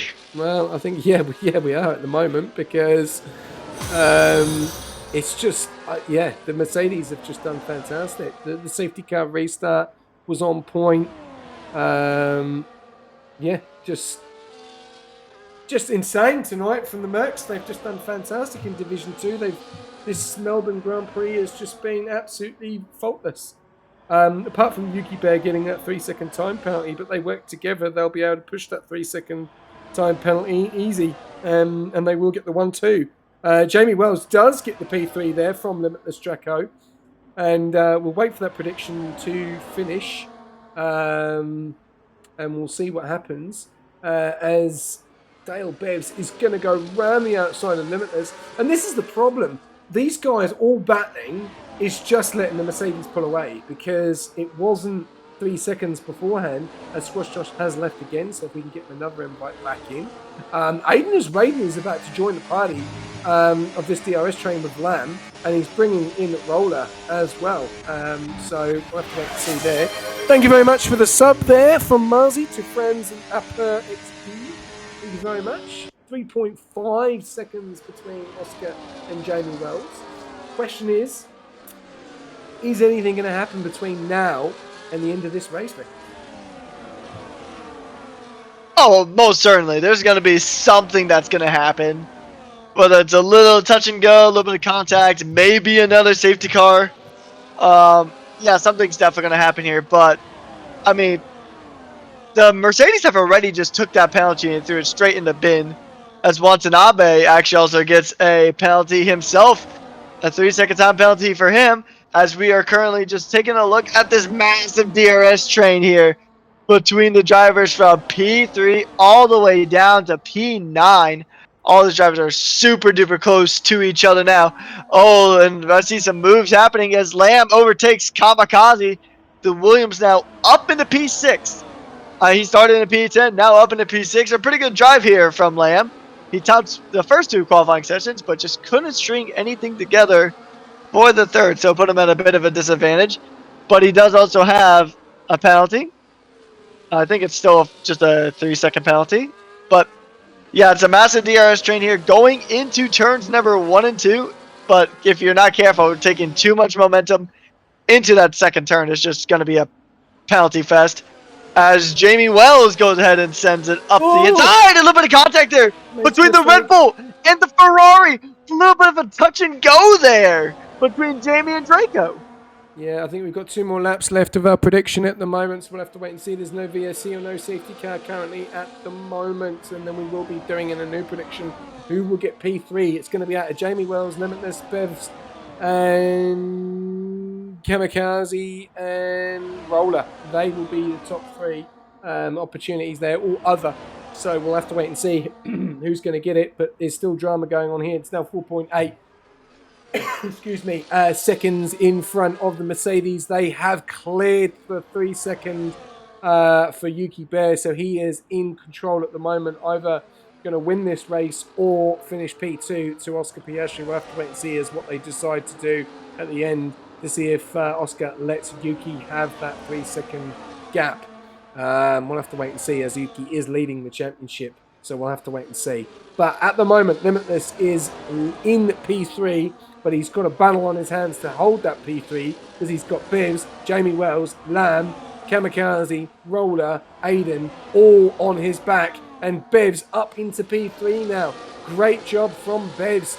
Can Bevs hold it? We've got one more lap before we pay out this next prediction, which we've been paying these out like sweets tonight for the predictions. So if you do have 90,000 channel points, you are more than welcome to vote for the next track of next season's calendar. We already have Jeddah and Monaco on the calendar. What will the next track be? And it can be from round 3 all the way through to round 20. Please choose what you want if you have got that amount of points at the moment. But this is going to get very interesting. I have no idea who is going to get this P3, but it is definitely getting very, very juicy, Rickers. As we've got a bit of drama going on here, as Roller has got past Aiden's Raiden. Is there drama at the back? There is so many cars fighting for points at the back there. And Zenitsu's going into the wall. Has he been pushed into the wall there by Riff? We'll have to wait and see there.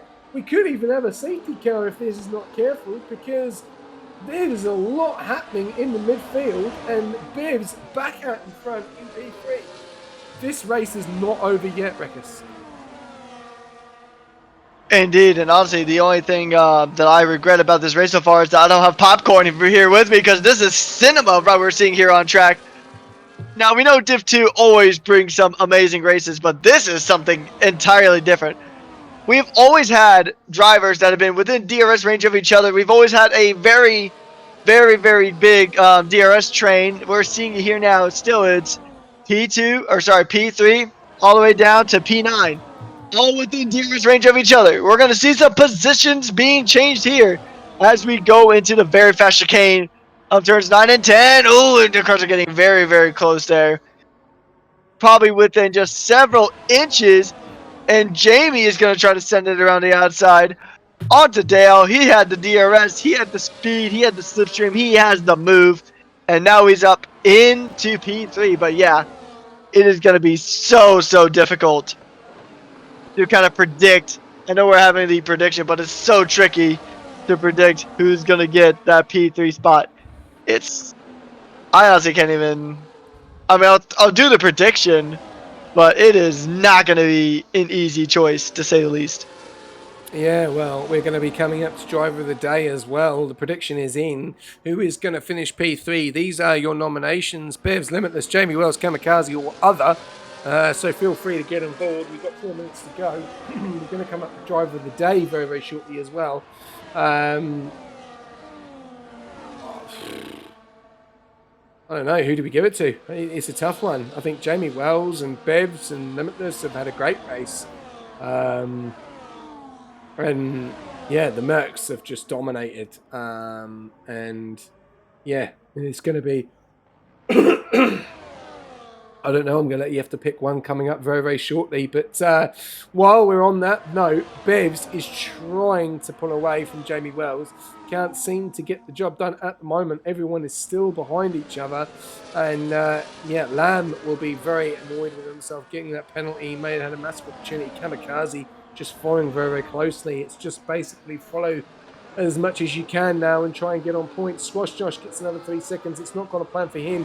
Lamb getting very close to Kamikaze, looking to go for the move on the right-hand side. We've got a yellow flashing in 25, in sector 3, and that looks like it's Hado. Hado's gone off. No safety car coming out. Kamikaze gets a 3-second time penalty, and that is not what you want this later stages of the race. Spry getting a 3-second. Montanedi has been asked for an on-board, so we're going to jump on board with an on-board to see what's going on in the midfield. But get ready for your driver of the day, Reckons, when you're ready.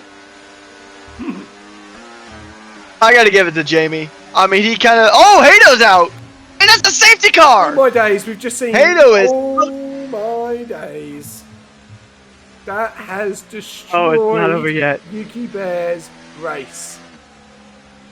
After everything they've done, they have now... Oh, no. What do you do? What do you do in this position? I don't know. Ooh, that's so tricky. Oh, my day. Look at that. And 25 out of 29. Shifty's on the soft. I didn't know the game would even spawn safety cars this late. Oh. This is going to be interesting. Look at the pens. Kamikaze and Lamb Roller in a massive position to get in the Oh, the points Mercedes at here. pit. Oh, there's a lot of Oh, cars pitting in. They're probably there's going to try to stop on oh, they're double medium. stacking. They're Yeah, double they stacking. burned all the stuff. They're getting away with it. Are they going to get away with it? Is Yuki going to lose points here? Aiden's Raiden is staying out.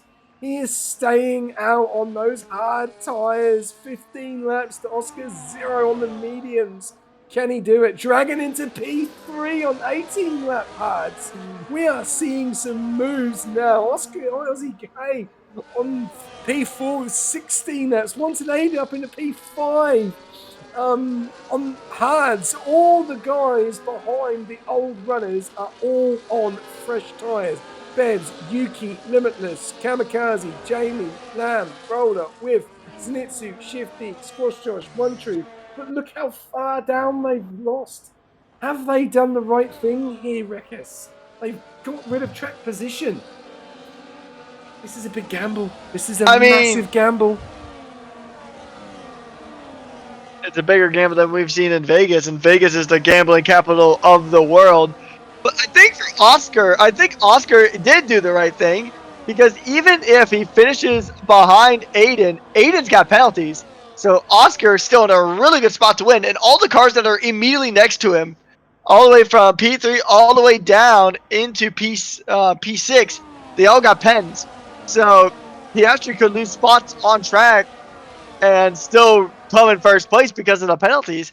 And I just don't think, unless he has a massive mistake, I don't think there's enough time for Aiden to really pull away and get that 3-second gap that is needed to win this race. Not to mention, he's on like archaic hard tires at this stage of the race. So I think Oscar is still in a really good spot to win this. Yuki's race just basically came undone when that safety car was called out. So unfortunate there for the Merc, but it does mean that Dale has a really good shot at getting a P2. Yeah. And Roller as well, getting some very good points. This is going to be very interesting to see here. We've seen the Mercedes out in front of the McLarens, but it looks like McLarens could undo the Mercedes. And unless Oscar gets a little bit eager, Aiden's Raven gets forced off track or makes a mistake and causes himself a penalty with 2 laps to go, we can have a serious race restart here. Is the lap count blocked for anyone else as well? For me, it's showing. On stream it looks blocked, but I'm seeing 27 of 29. Yeah, that's right. Right. Well, predictions come out. Predictions finished. Who's going to finish P3? 18% are saying Bebs. 82% are saying Kamikaze, and no one has voted for other. And look what we are on. So interesting to see there. I need to know a driver of the day, and I need a name. So Rekus, we need a driver of the day. So over to you. We're gonna give it to. Who was I going to give it to? I was going to give it to Jamie, but I think just from his starting position and how he managed this race since the first safety car restart, I think Oscar's got my vote for driver of the day. Okay.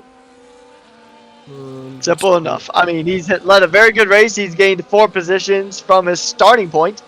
And then basically ever since that first safety car, it's been a walk in the park there for Oscar. So very, very dominant showing from that Mercedes. Okay, well, let's see what happens. I need to give mine. Who do I give mine to?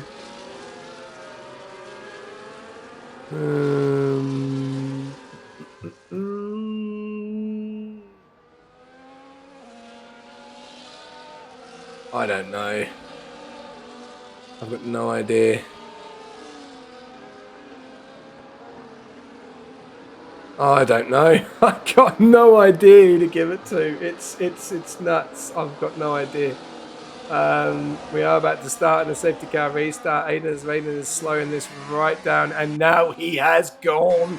He really needs to get a move on, but he just doesn't have the tyre wear. And Oscar's going to go for the move. He goes for the move, gets to turn 1. Oh, Aiden has to stay in there. He's going to lose out to Dragon, though, because Dragon comes on the outside here. We have 1 lap of racing, and I still need to put my driver of the day in. I'm gonna go for. I'm gonna go for Watanabe. I'm gonna go for Watanabe. Watanabe. I think he's had a. And Jamie gets a penalty. Yeah, there we go. There's my drive of the day. I'm going for that, and we'll vote for it in a second. But Aiden's lost out 1.2, and Oscar's gone. He's definitely going to win this race now. He is miles in front. Aiden, though, is doing a phenomenal job. But look at the traffic behind. It's intense. This could end up in carnage because it's slow Cars cars going through! versus quick cars. And Dragon is holding on. Aiden is holding on. Aussie 2K is holding on. Here comes Dale Beveridge. Goes around the outside. Don't make a mistake. The McLaren. Oh, there's a lot of snapping in the background. There's a lot of chaos in the back. Oh, look at the drama going in. It's just like a rainbow of cars. There's so much going on, ladies and gentlemen. If you've not seen this, the two Ferraris are going side by side. Roller's getting pushed out. Everyone's getting pushed out. Bibs got that all wrong coming down. He's gone for the move on Aussie 2K into P4. He has got the massive opportunity of getting P2 here, but he has to go for it. He has to go for the move there. Lamb gets a penalty. And we're on the last lap, and anything can go here. Anything can go wrong. We've seen so many cars, so much traffic in this race tonight. But Oscar Piastri has been phenomenal start to finish in P1. Dragon in P2. Great performance by him. We got yellows. Zenitsu is out. We've got drama at the back. Limitless. Someone else's round. Who else is round? Squash Josh, no one else is round. We've just got so many cars close together. Roller is battling every single person on penalties. He just needs to get through and get clean. And McLaren are going to do a good job on Mercedes here. But we'll have to wait and see because there's so many cars with old tyres. And here comes Bibbs up in a P2 on track. Oscar Piastri coming around the final corner is going to win the Australian Grand Prix. A fantastic drive by him. And Dale Bev, someone's gone off at the background. Ada's Raiders gone into the wall. That's so unfortunate. And Dale Bevs is going to cross the line and finish P2. Who is going to get P3? Yuki Bear is going to finish in P3. How has he done that? Wow. How has he done that? Oh. Wow. What drama. That was a very chaotic end to this already chaotic Australian Grand Prix. But Mercedes ended up getting that double podium after all. So great for them. They definitely really wanted that result there. And Piastri, what a drive. Consistent, kept his nose clean, and took the win. Fastest lap as well for the Mercedes. Yeah, and the driver of the day does go to Piastri. Oscar, that was fantastic performance.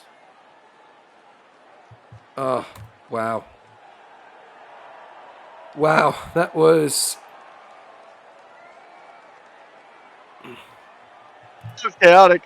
It was so chaos there. You just could never really predict what was going to happen in that race. And that's what I love about this sport in general, not just Formula 1, but racing in general. There's always going to be some chaos that happens, especially as it gets to the end of the race. And yeah, what a drive for the Mercedes duo here today. Yeah, absolutely fantastic there. And we are going to get these guys in. I'm going to try and get Pep in as well. But there you go, ladies and gentlemen.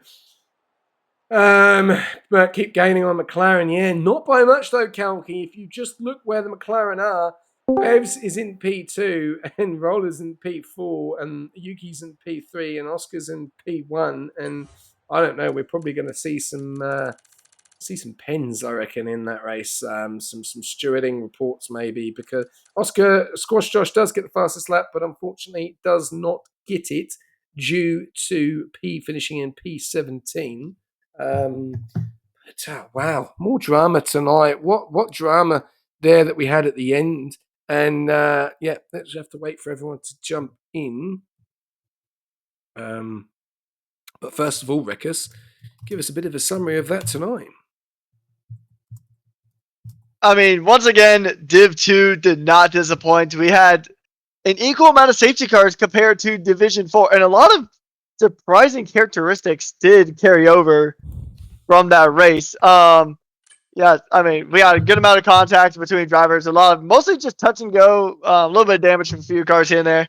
But, I mean, it was fast and furious from lap 1 to the end of lap 29. Very chaotic. All the cars are super duper close. And it just shows that Division 2 here at Rush is ridiculously competitive. And I don't think there's no question about that, especially after tonight.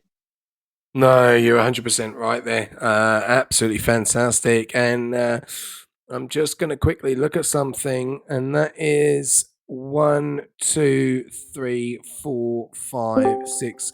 That is now the 8th different winner in Division 2, ladies and gentlemen.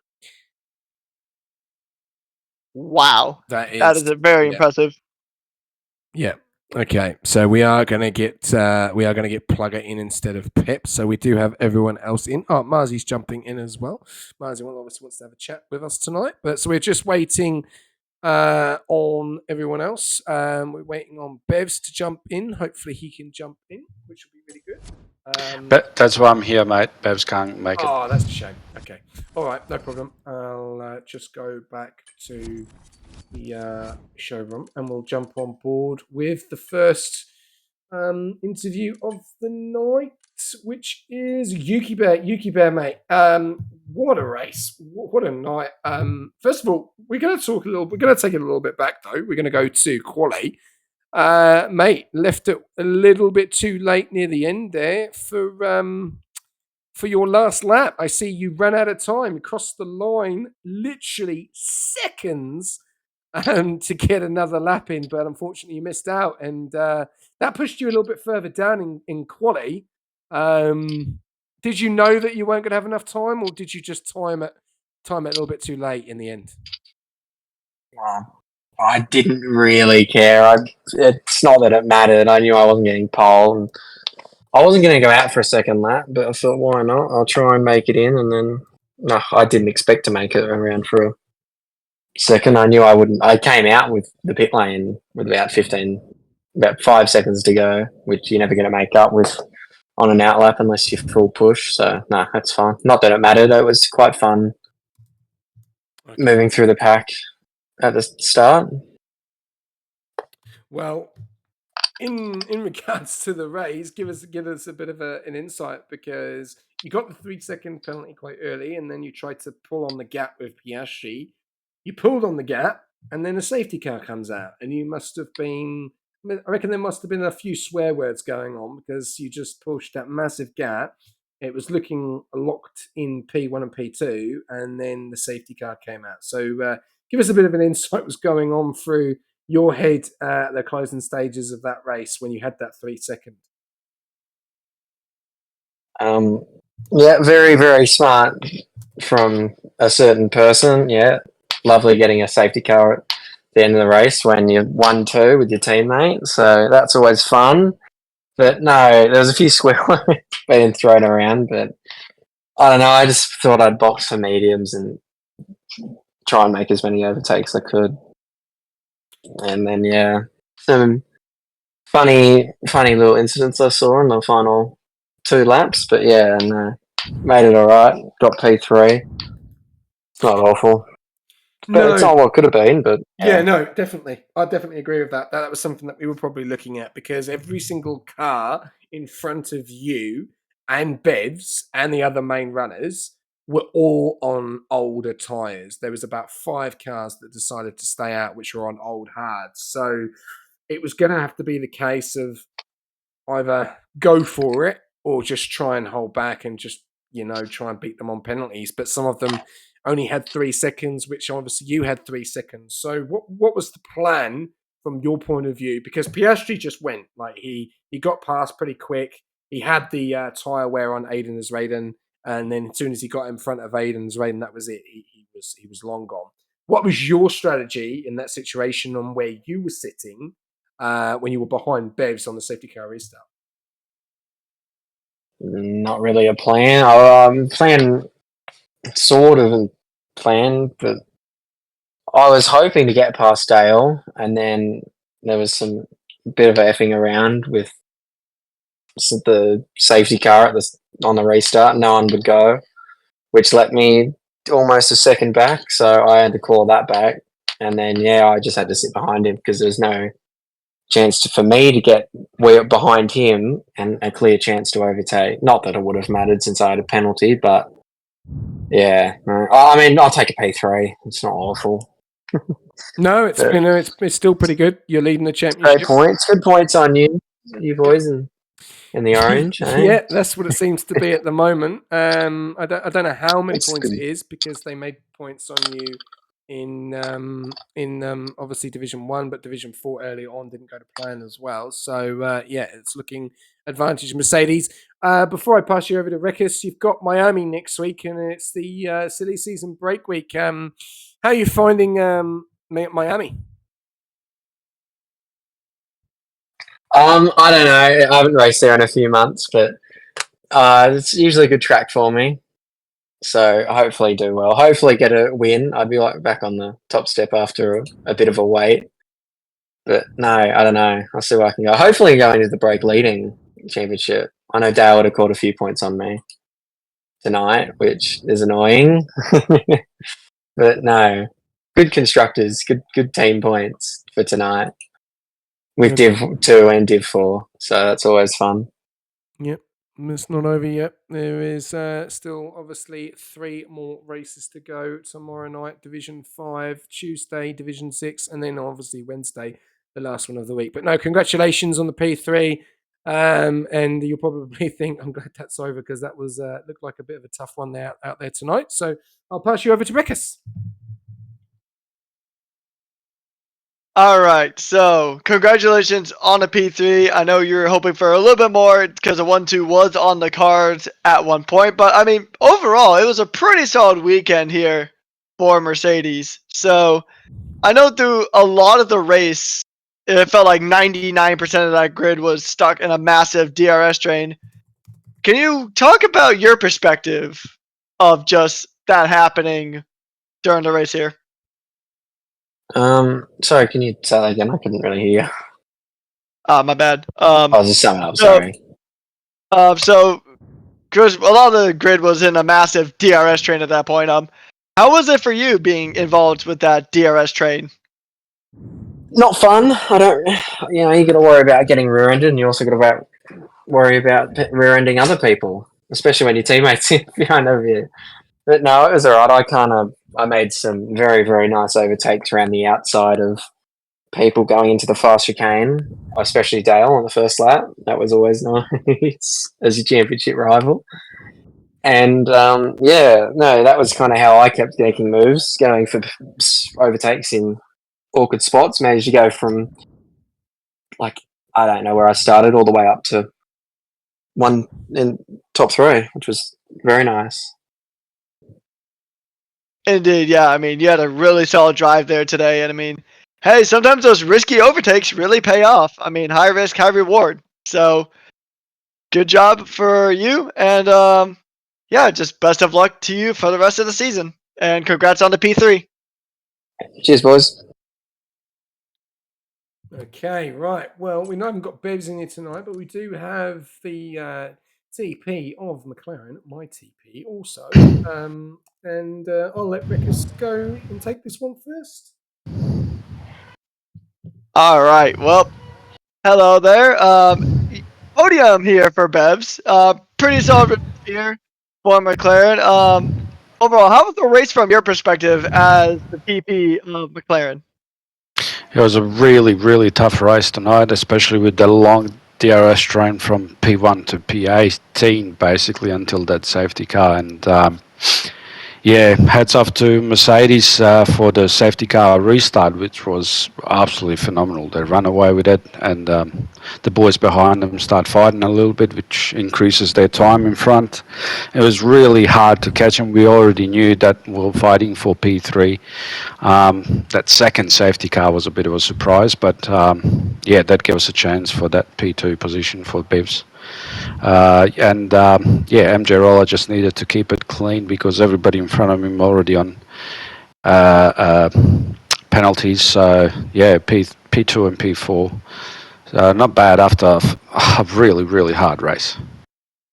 Indeed, I know you guys didn't really have the best of luck in Division 4, but you seem to turn it around for Division 2, so I know that's going to be at least a little bit of consolation. I mean, you even got a podium out of it, so I mean, pretty of an up and down day for McLaren, but it ended up pretty good.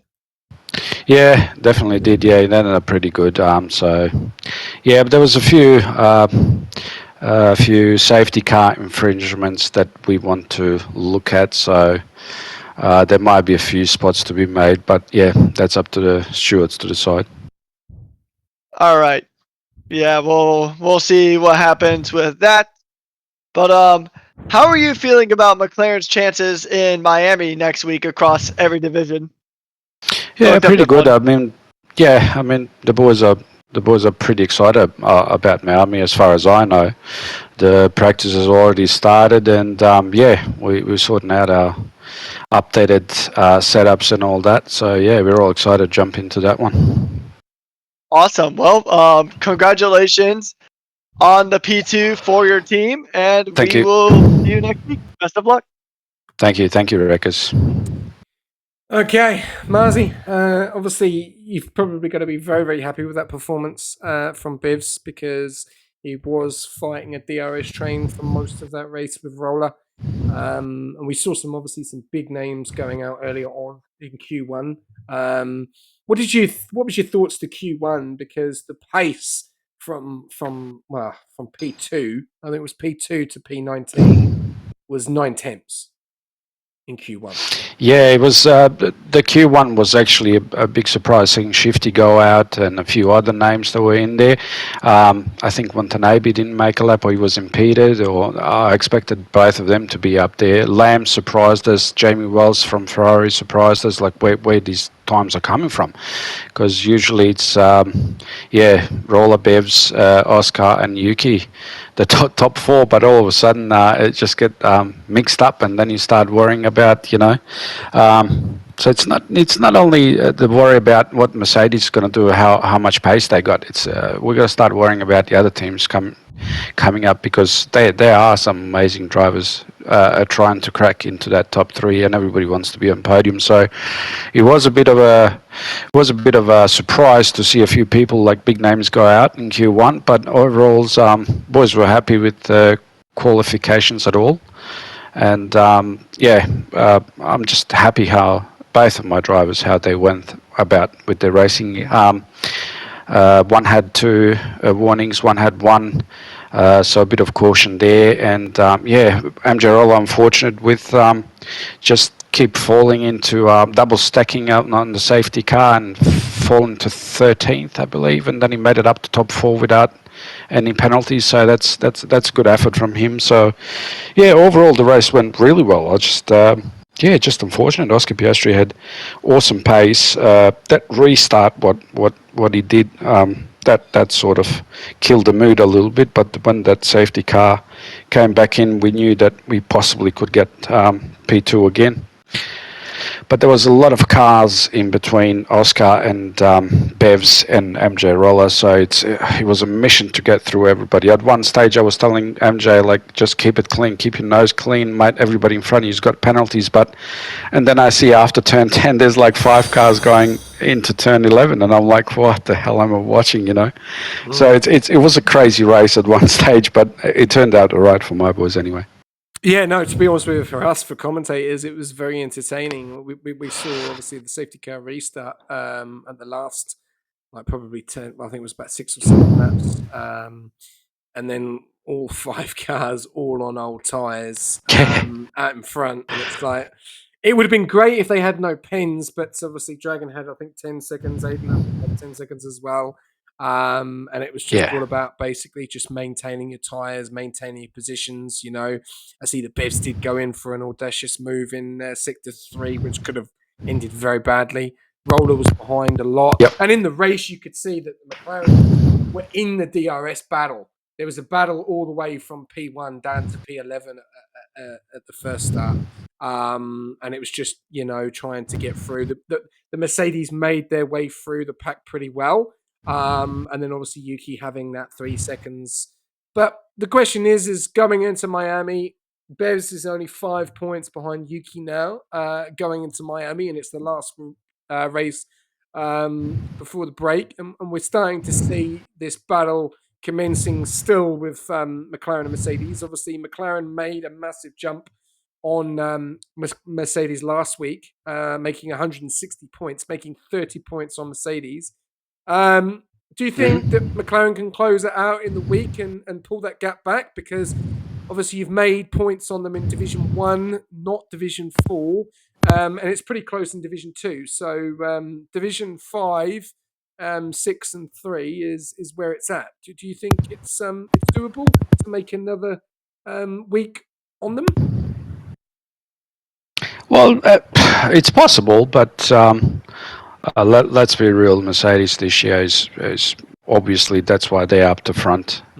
But we are not scared. We are still willing to fight to keep that trophy at McLaren's house. So we will give our best, that's for sure. And the boys are keen.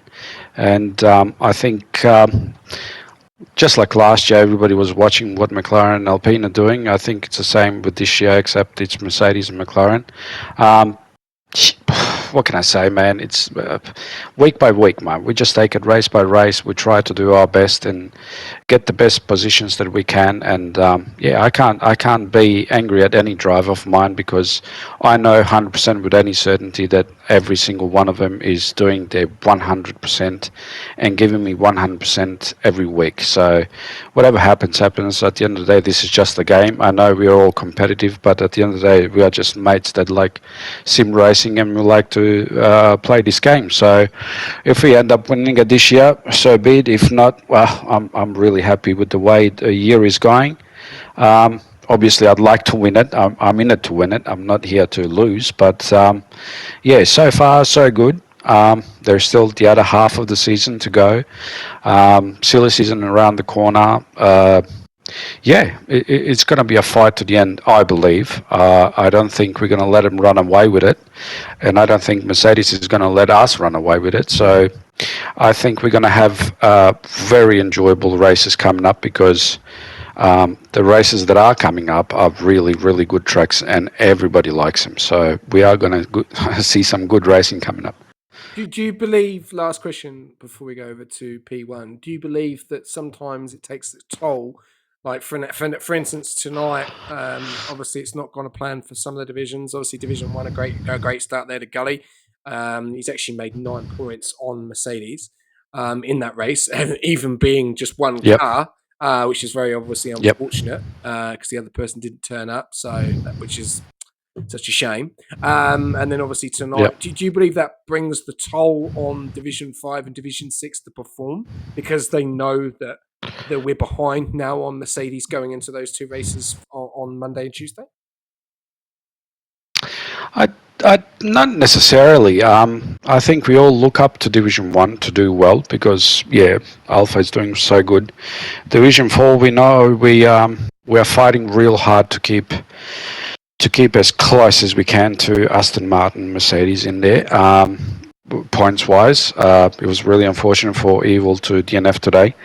Panic had some bad luck, so I think Division 5, Division 6 are just concentrated on their own race. They don't really concentrate too much what Division 4 has done or what Division 2 has done. Sort of that couple of boys from each division, they just concentrate on their own race and they're not really, like you sort of pick your fights with the drivers in your own division. Like, for example, Thunder picks a fight with just making sure that he wins over Edge. Or, Division 5, you make sure that you get above Maddie, or I don't know. So I don't think it affects him that much. But at the end of the week, when we see the overalls that Mercedes made so much points on us, then hard that we need to sort of pick up our game and do better next week. You know what I mean? Yeah. But as the race approaches, I don't think everybody thinks about that. We just shut it out, sort of thing. We just concentrate on our race and make sure that we do the best we can. Yep. No, okay, I suppose fair enough. No, because sometimes, and probably some teams do feel like that way. You know that they want to try and get over their teammates, but the problem is that each division is just as strong. You know, like tomorrow night, you know, Tyler and Vettel, they're not easy. You know, they're very difficult to Yeah, beat. they're not You know, they're not pushovers. yeah, No, that's what I I mean. know You what you mean. know, They're not so pushovers. Yeah, it's yeah. tough. It's real tough, and we've seen Ski put in great performances, and also Edge is fighting Thunderballs, and then you've got Plugger at the moment. You know, so it's hard in every single division, and that's what we love. You know that I know you're saying we're friends and It is. stuff, It but is. not when we're on race day, Yeah. mate. It's no friends on race day.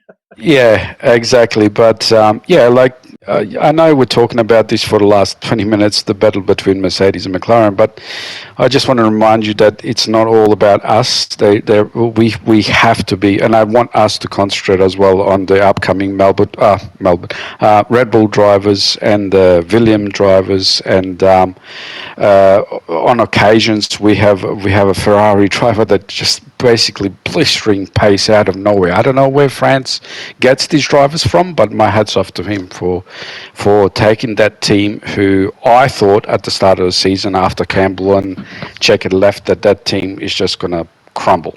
Obviously, France took over and sort of built that team, and where he finds these players and how he does it, I don't know, but yeah, hats off to him for doing a great job because yeah, we really need to have a look at other teams as well. Besides looking how do we beat Mercedes this year? Yeah, well, it's not all about the spotlight, is it? You know, it is about the other teams, and are some phenomenal teams, but unfortunately, some of those guys tonight's races just didn't go to plan, and obviously next week in Miami it might be completely different, and that's just and like we're saying tonight, I've just said to Rickis earlier on, it's now the 8th different win in Division Two. There's 8 winners in Division Two. That just tells you how That's close crazy. that division is. You know, 8 winners. You know, That's insane, insane. That's crazy. I actually put some points on your prediction today. Just lost 2,000 points because I didn't think there was a safety car that's going to happen. And we ended up having 2. But anyway, seeing that start of the race and everybody's just being so close to each other in the DRS train from 1 to P18 is just crazy. Like I've never seen anything like it. And this is what keeps us racing, I'm guessing, because the competition is so high. And yeah, hats off to every single driver tonight. The race was absolutely crazy and great watch. And yeah, let's go Team McLaren. Well, thank you very much, Marzi. Appreciate that. And yeah, let's see what Division 5 and Division 6 and Division 3 can do to wrap it up in the week. Have a great break. Well, have a great weekend. And yeah, we'll see you Thank very you. soon. Thank you, guys. Have a good night. Okay, all right, we'll You go too. to the last one. Sorry, that took a little bit longer than expected, but we will talk to the winner. Unfortunately, he's not in, but we will be talking to the Division 3 driver and probably engineer of Plugger and Division 2 manager. Good evening. Gentlemen, how are we? Good, mate. Thought I was in a podcast session there for a little bit. Oh, mate, we've got to, especially with a race like that. How can you not want to talk about the race and the competition? Because we've spoken to Marzi about, you know, McLaren and Mercedes, and I think that's what everyone keeps going on about. And I think there's a lot of teams out there that want to try and, you know, not stick the knife in, but want to derail that, you know, and it's good to see, you know, because we saw Lamb tonight in Q1, absolutely phenomenal pace. But then in Q3, finished last and invalidated. So to take us through Piastri's performance tonight, what was your thoughts to him in qualifying and in the race? Yeah, he had a very strong showing tonight. He, you know, the way he pulled away from the safety car restart or both safety car restarts just showed what driver he is. But yeah, you don't get to talk to him in the comms box. He just sort of, or the engineering box. He listens in and does what he needs to, and he's a really a strong team player. So Yuki and him worked really well there, swapping together. The plan was to pull the 3-second gap to avoid Yuki getting that or the impact of the penalty, which they successfully did. And then yeah, some fun and games maybe with Hato there putting it in the wall, but brought the pack back. But yeah, Oscar had a really strong race qualifying wise. You know, I think he had more to to get. He didn't actually set a fast lap in or at the end of Q3. I don't think he didn't set that time, so I reckon he could have been up there a bit higher. But same with Yuki as well. Obviously, didn't quite make the cutoff point there. So they probably had a bit more to give, but they weren't worried. They've got plenty of race pace, and I think they're smart drivers in terms of knowing when they need to swap themselves. I'm not sure if a couple of times, I think it was on stream, you saw them driver swapping just based on who had better ERS, and as soon as they swapped, that driver then went and got the person in front of them. So they are certainly working well together. No, definitely saw that. Definitely took 2 laps to attack JF7. Obviously, Oscar on the first one, then Yuki got him on the second lap. So, yeah, it's good to see that. I'll see if I can get him. If I can't, then you can get him on the next one. And then trying to stay within that formation and not lose any time to the front runners at the beginning, because we saw the DRS train was insane. And with Australia, there's no room for error. You cannot make a mistake, because if you make a mistake, you fall out of that pack and then you have to then chase. And as we saw, it was extremely difficult to make overtakes. And it was really only in sector 2 where you could really make that overtake with that DRS around that nice, lovely loop before you get into the graveyard section. So pretty tough. A lot of following tonight, and to be patient to make the moves.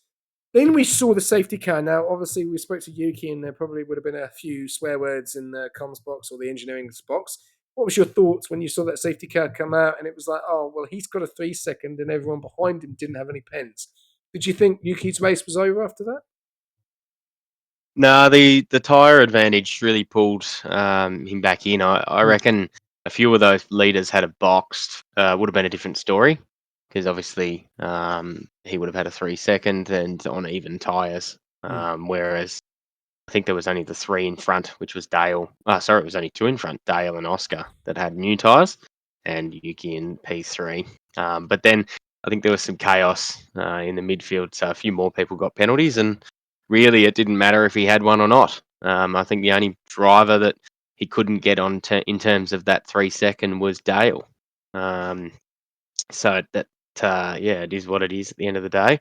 But it was a frustrating safety car because they just work so hard and so well together. Definitely made the 3 Just to have it seconds all as well. blown out of the water. Yeah, just all, all that work that they'd put in got thrown out. But that's racing. That's part of it. You can't predict it.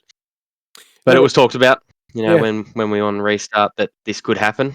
So the guys were ready for it. But really proud of the way they worked together tonight. No, they did. They did very, very well. And Limitless just did not have the pace in that P3. And he was kept battling from behind, and that was just pushing and pushing. And it went from 3 to 3.5 to 4. And it was like, right, they're at the gap now, and they're in the home run and finishing in a P1 and P2, which would have been massive, massive points. But unfortunately, that wasn't the case. And Bev's got the P2, Yuki gets the P3, and Roller's right behind. So McLaren just do not want to go away.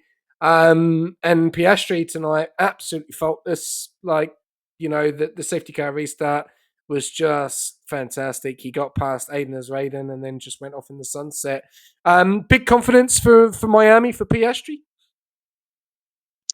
Yeah, one would assume so. I mean, he's in a bit of form at the moment, and just keeping himself pretty clean in terms of out of danger, out of traffic, and out of incidents. So I reckon he is confident coming into every race he races. And he's one of those guys that you see him around the community. He's racing in a lot of different leagues, getting a lot of time under the wheel. So he comes in well prepared for any race that he has. Yeah. Okay, awesome. Well, it's 5 points now between your driver, Yuki Bear, and Bev's going into Miami. What's your thoughts to that? We're going into round 10. And it will be halfway through going into silly season. How impressed are you with both of their performances and Mercedes in themselves? Yeah, we're riding high as a team. Pretty happy with our position. Obviously, there's a bit of chatter around the comp around the competitiveness of everyone and how these battles are going to unfold. But we're enjoying it. The sitting out front watching you behind is a better place than sitting behind watching people in front, in my opinion. As much as it feels like we're being chased and hunted. I like that. I reckon the team are thriving on it as well. So bring it on, really. I see tickets left, right, and centre, petty things, whatever. Who cares? We'll still win. Well, that's the mentality to have, and just to let you know that Pierre Strigo is the 8th different winner in Division 2. That just gives you a little bit of an insight to how competitive that division is. Will there be a 9th winner in Miami? We'll have to wait and see. But The great Divi run, SJ. Fantastic. Yeah, all right. Don't give yourself a big ego. I'll pass you over to Rekus. Thanks, Plugger. Thanks, mate. All right, so Plugger, how are you? Or sorry, let me go ahead and rephrase this question. What is a bold prediction you have for the remainder of the season in Division Two? It's a ridiculously competitive division. Like SJ said, 8 winners in 9 races, which is really, really good. So, any big predictions for the rest of the season? Well, I can't say against Yuki, but I just want to mention it because it'll be quite funny. We were talking to Shifty prior, and he said, he's won before not winning. So maybe my prediction will be that Shifty Wizard wins the championship and doesn't win a race. That'll be entertaining to see, and a good mate of mine. So there you go. There's one. That'll be fun. But otherwise, I reckon we'll see a 10th and 11th different winner at some point here. I think Lamb hasn't won one yet, for example.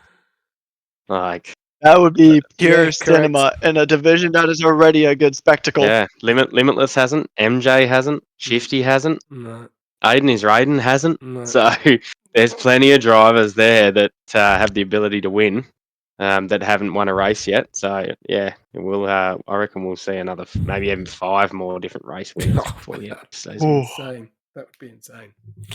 We'd be Put down breaking the history predictions books. of Twitch chat. Yeah, we'd be breaking history Yeah. books on that. Oh, it's possible. This league's so like the division's such a close division, and it's great to see. And that's the same in quality. We see the different people getting poles every week, and it's not just the same drivers, which is great. Doesn't make it boring, does it? That's right. We It want some never gets entertainment. boring. Yeah. Sorry, Rekus, I'm taking over your interview. Carry on. Oh, good. I don't have any more questions, so that's it for me. Congratulations on getting a win with Oscar here today. It was a very well-deserved win, and best of luck next week in Miami. Thanks, guys. Cheers. All right, ladies and gentlemen, thank you very much for tuning in and watching Division 2. A little bit longer than expected, but what an intense race that was, Rickers. It had everything. It had overtakes, it had safety cars, it had collisions, it had more overtakes, it had a different winner, it had a late safety car. It had so many predictions as well tonight. We really did use the prediction button tonight. But most of all, what a great night of racing for Division 2. Indeed. I mean, Division 2 it's super competitive, like we've talked about a lot. 8 different winners so far, and we're just about at the halfway point of the season. That is more winners than some leagues get throughout an entire season.